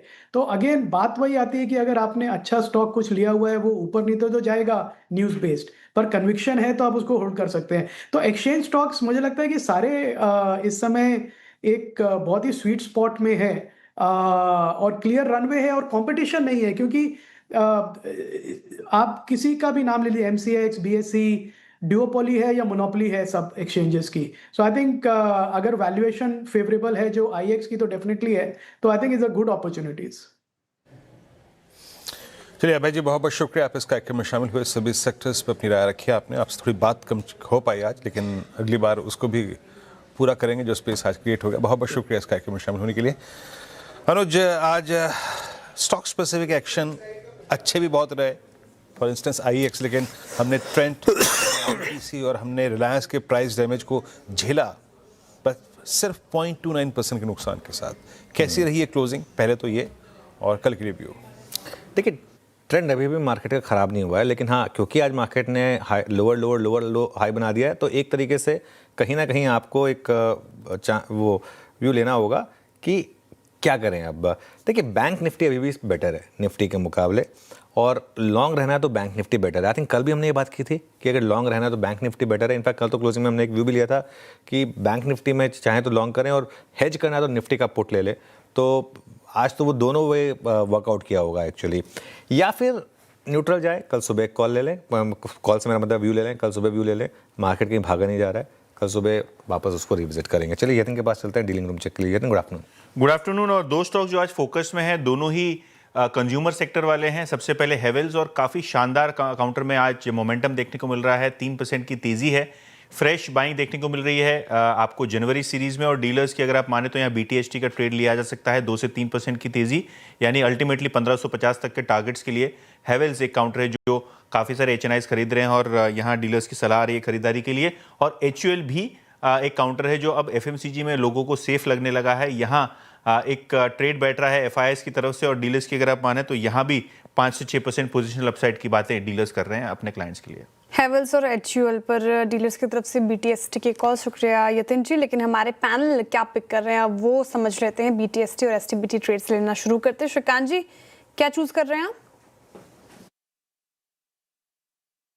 तो देखिए, वैसे मुझे लग रहा है कि FMCG स्टॉक्स में से ही अगर किसी स्टॉक को चुनना है तो ब्रिटानिया काफी अच्छा है।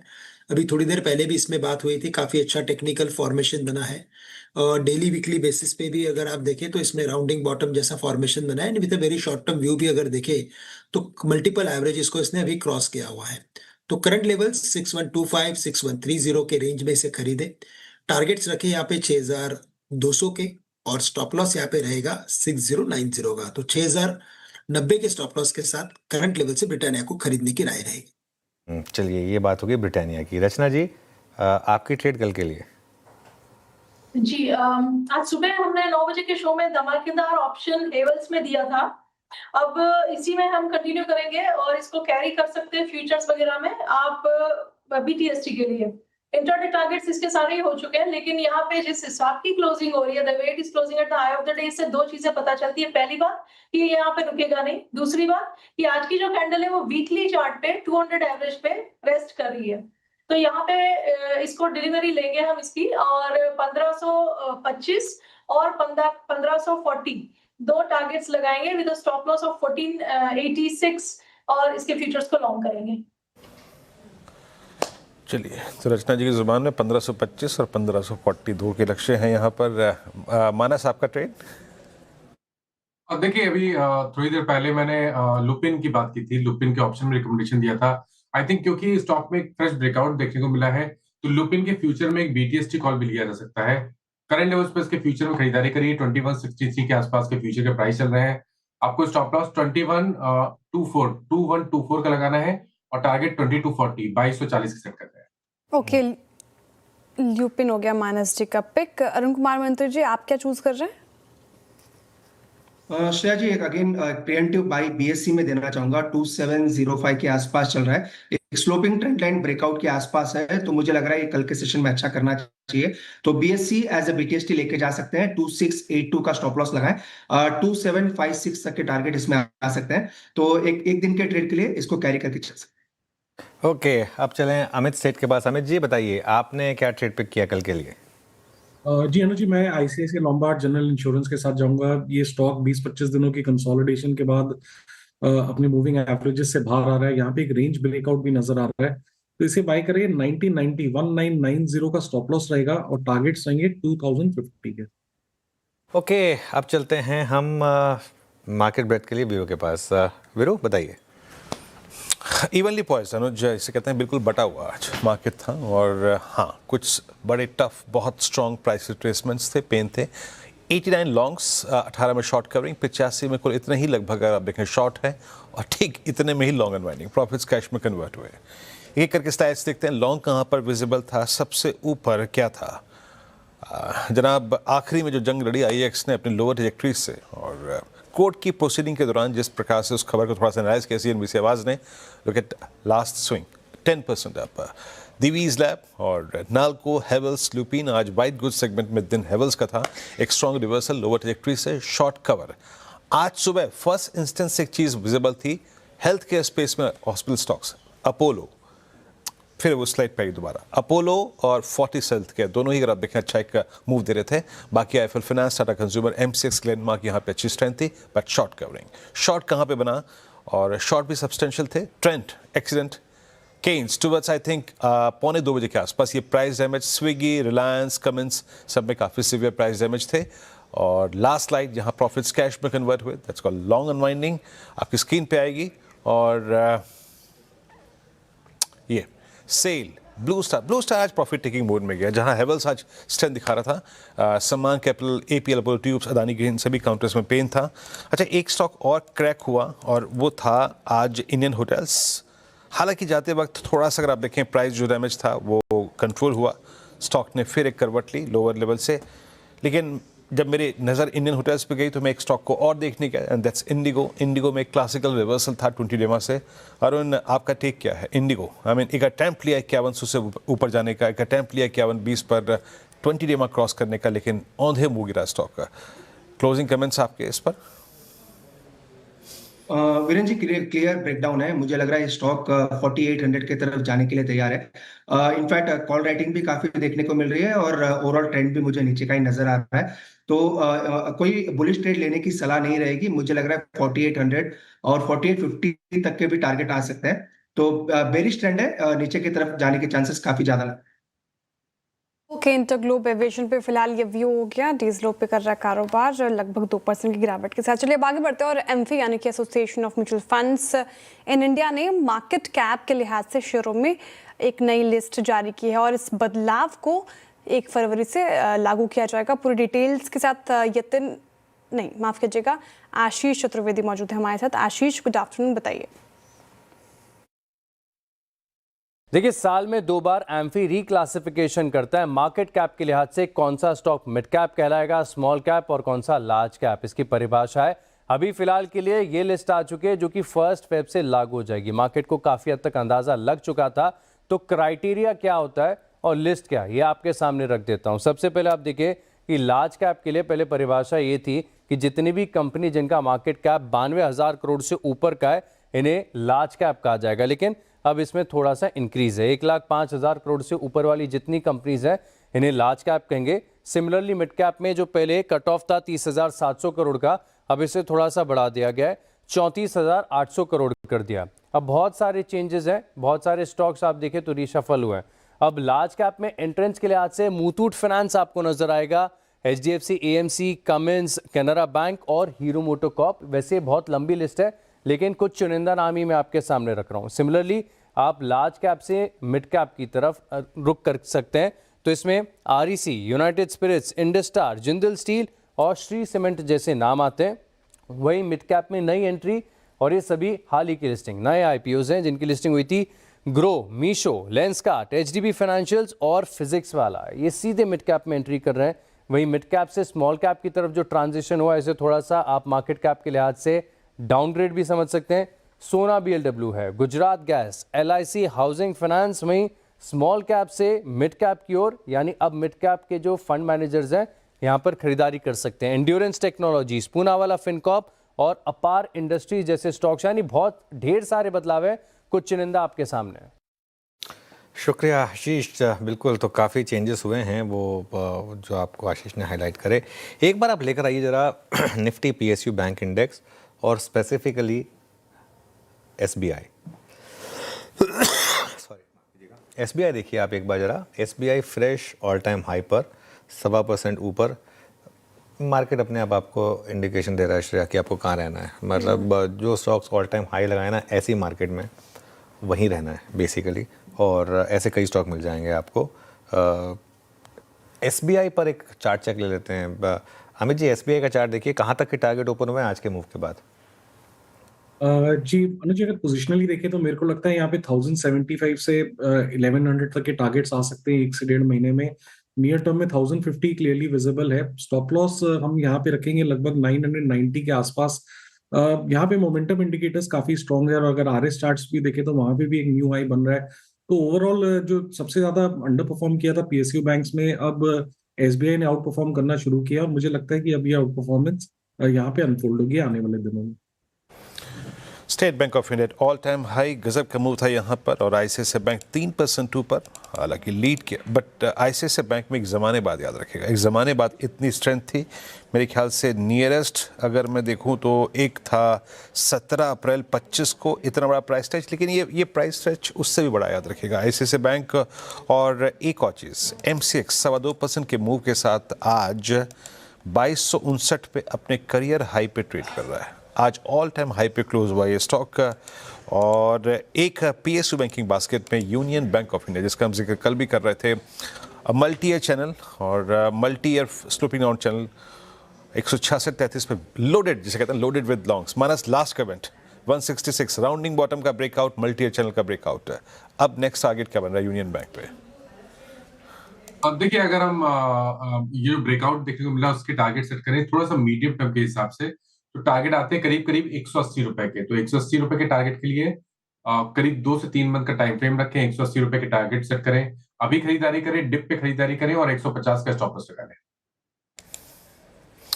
ओके, 150 का स्टॉप लॉस लगा लें, बाय अभी, और टिप्स पे भी आपको कंसिडर करना चाहिए 165 डी। ओके, कुल मिला के अगर आप देखें तो वो जो टर्म का हम यूज़ कर रहे हैं कि बैंकिंग में स्ट्रेंथ वो क्लियरली डिफाइंड होती है। अच्छा, एक स्टॉक में अपने स्क्रीन पे और दिख रहा था, अच्छा उसको हम भूल गए, बट यस इट्स टाइटन 4113 पे, याद रखिएगा अपने करियर हाई पे, शानदार move, and up till now, मतलब ये सीरीज इसको बिलोंग कर रही है, और इवन लास्ट सीरीज भी 10 दिसंबर को इसका भाव था 3800 रुपये, आज 4112 पे ऑल टाइम हाई पे टाइटन क्लोज होता है। Really behave like a Titan.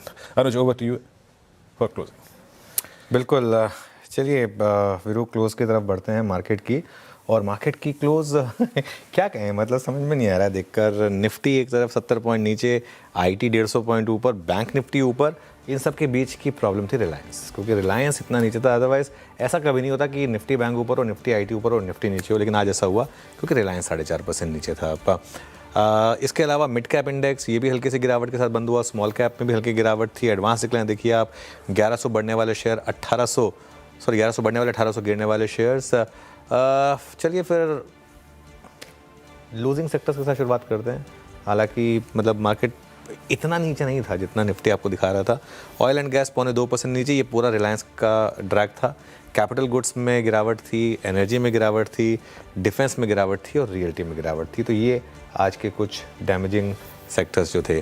जो सेक्टर्स ऊपर थे उनमें निफ्टी फार्मा था 0.2% ऊपर, निफ्टी पीएसयू बैंक 0.5%, आईटी में अच्छी खासी रैली थी 0.5% की, मेटल्स में ठीक ठाक रैली दिखाई दी आपको, कैपिटल मार्केट इंडेक्स में तेज़ी आई करीब 1/3% की, और एफएमसीजी इंडेक्स ये भी करीब 1/3% ऊपर रहा। अब जो निफ्टी लूजर्स की प्लेट आएगी, जी हाँ, इसकी फ़ोटो ले लीजिए, इसका एक स्क्रीनशॉट ले लीजिएगा आप, क्योंकि ऐसा रोज़ नहीं होता है जब ट्रेंड और रिलायंस जैसे स्टॉक इस तरीके से गिरते हैं। ट्रेंड आज करीब 8.5% नीचे था, रिलायंस आज 4.5% नीचे था, कोटक 2%, आईटीसी 2%, इंटरग्लोब एविएशन 2% और एचडीएफसी बैंक ये भी आज करीब 1.5% नीचे ट्रेड में बंद होता हुआ दिखाई देगा आपको। ऊपर क्या था, थोड़ा दवा का सहारा, अपोलो हॉस्पिटल करीब 0.4% ऊपर, आईसीआईसीआई बैंक 0.3%, टाटा कंज्यूमर भी 0.3% ऊपर था, एचडीएफसी लाइफ 2.5% ऊपर, सन फार्मा यहाँ पर भी तेज़ी थी, लीवर में भी तेज़ी थी। तो वीरू कुल मिलाकर या तो एनर्जी ड्रिंक वाली कंपनी या दवा वाली कंपनी या इंश्योरेंस वाली कंपनी, उन्होंने आज मार्केट के डैमेज को थोड़ा संभाला। चलिए, किसी ना किसी ने तो बचाया अनुज यहाँ पर आज, बट घूम फिर के निफ्टी वहीं आ गया जहाँ सुबह से करी थी शुरुआत। लेकिन निफ्टी बैंक आज भी बेहद स्ट्रॉन्ग, और एक्सपायरी डे में हमारा जो चैनल था थोड़ा ड्रिफ्ट हो गया, लेकिन फिर भी हमने आज 26 को नहीं तोड़ा। Let's hope for the best for tomorrow. कल नए वीकली कॉन्ट्रैक्ट का कमेंसमेंट होगा, याद रखिएगा। आज की ये दिन निफ्टी बैंक एक बार फिर से नाम रहा। कल ये पैनल फिर मुलाकात करेगा सुबह आपसे मुनाफे की तैयारी में और मॉर्निंग कॉल में। तब तक के लिए नमस्कार।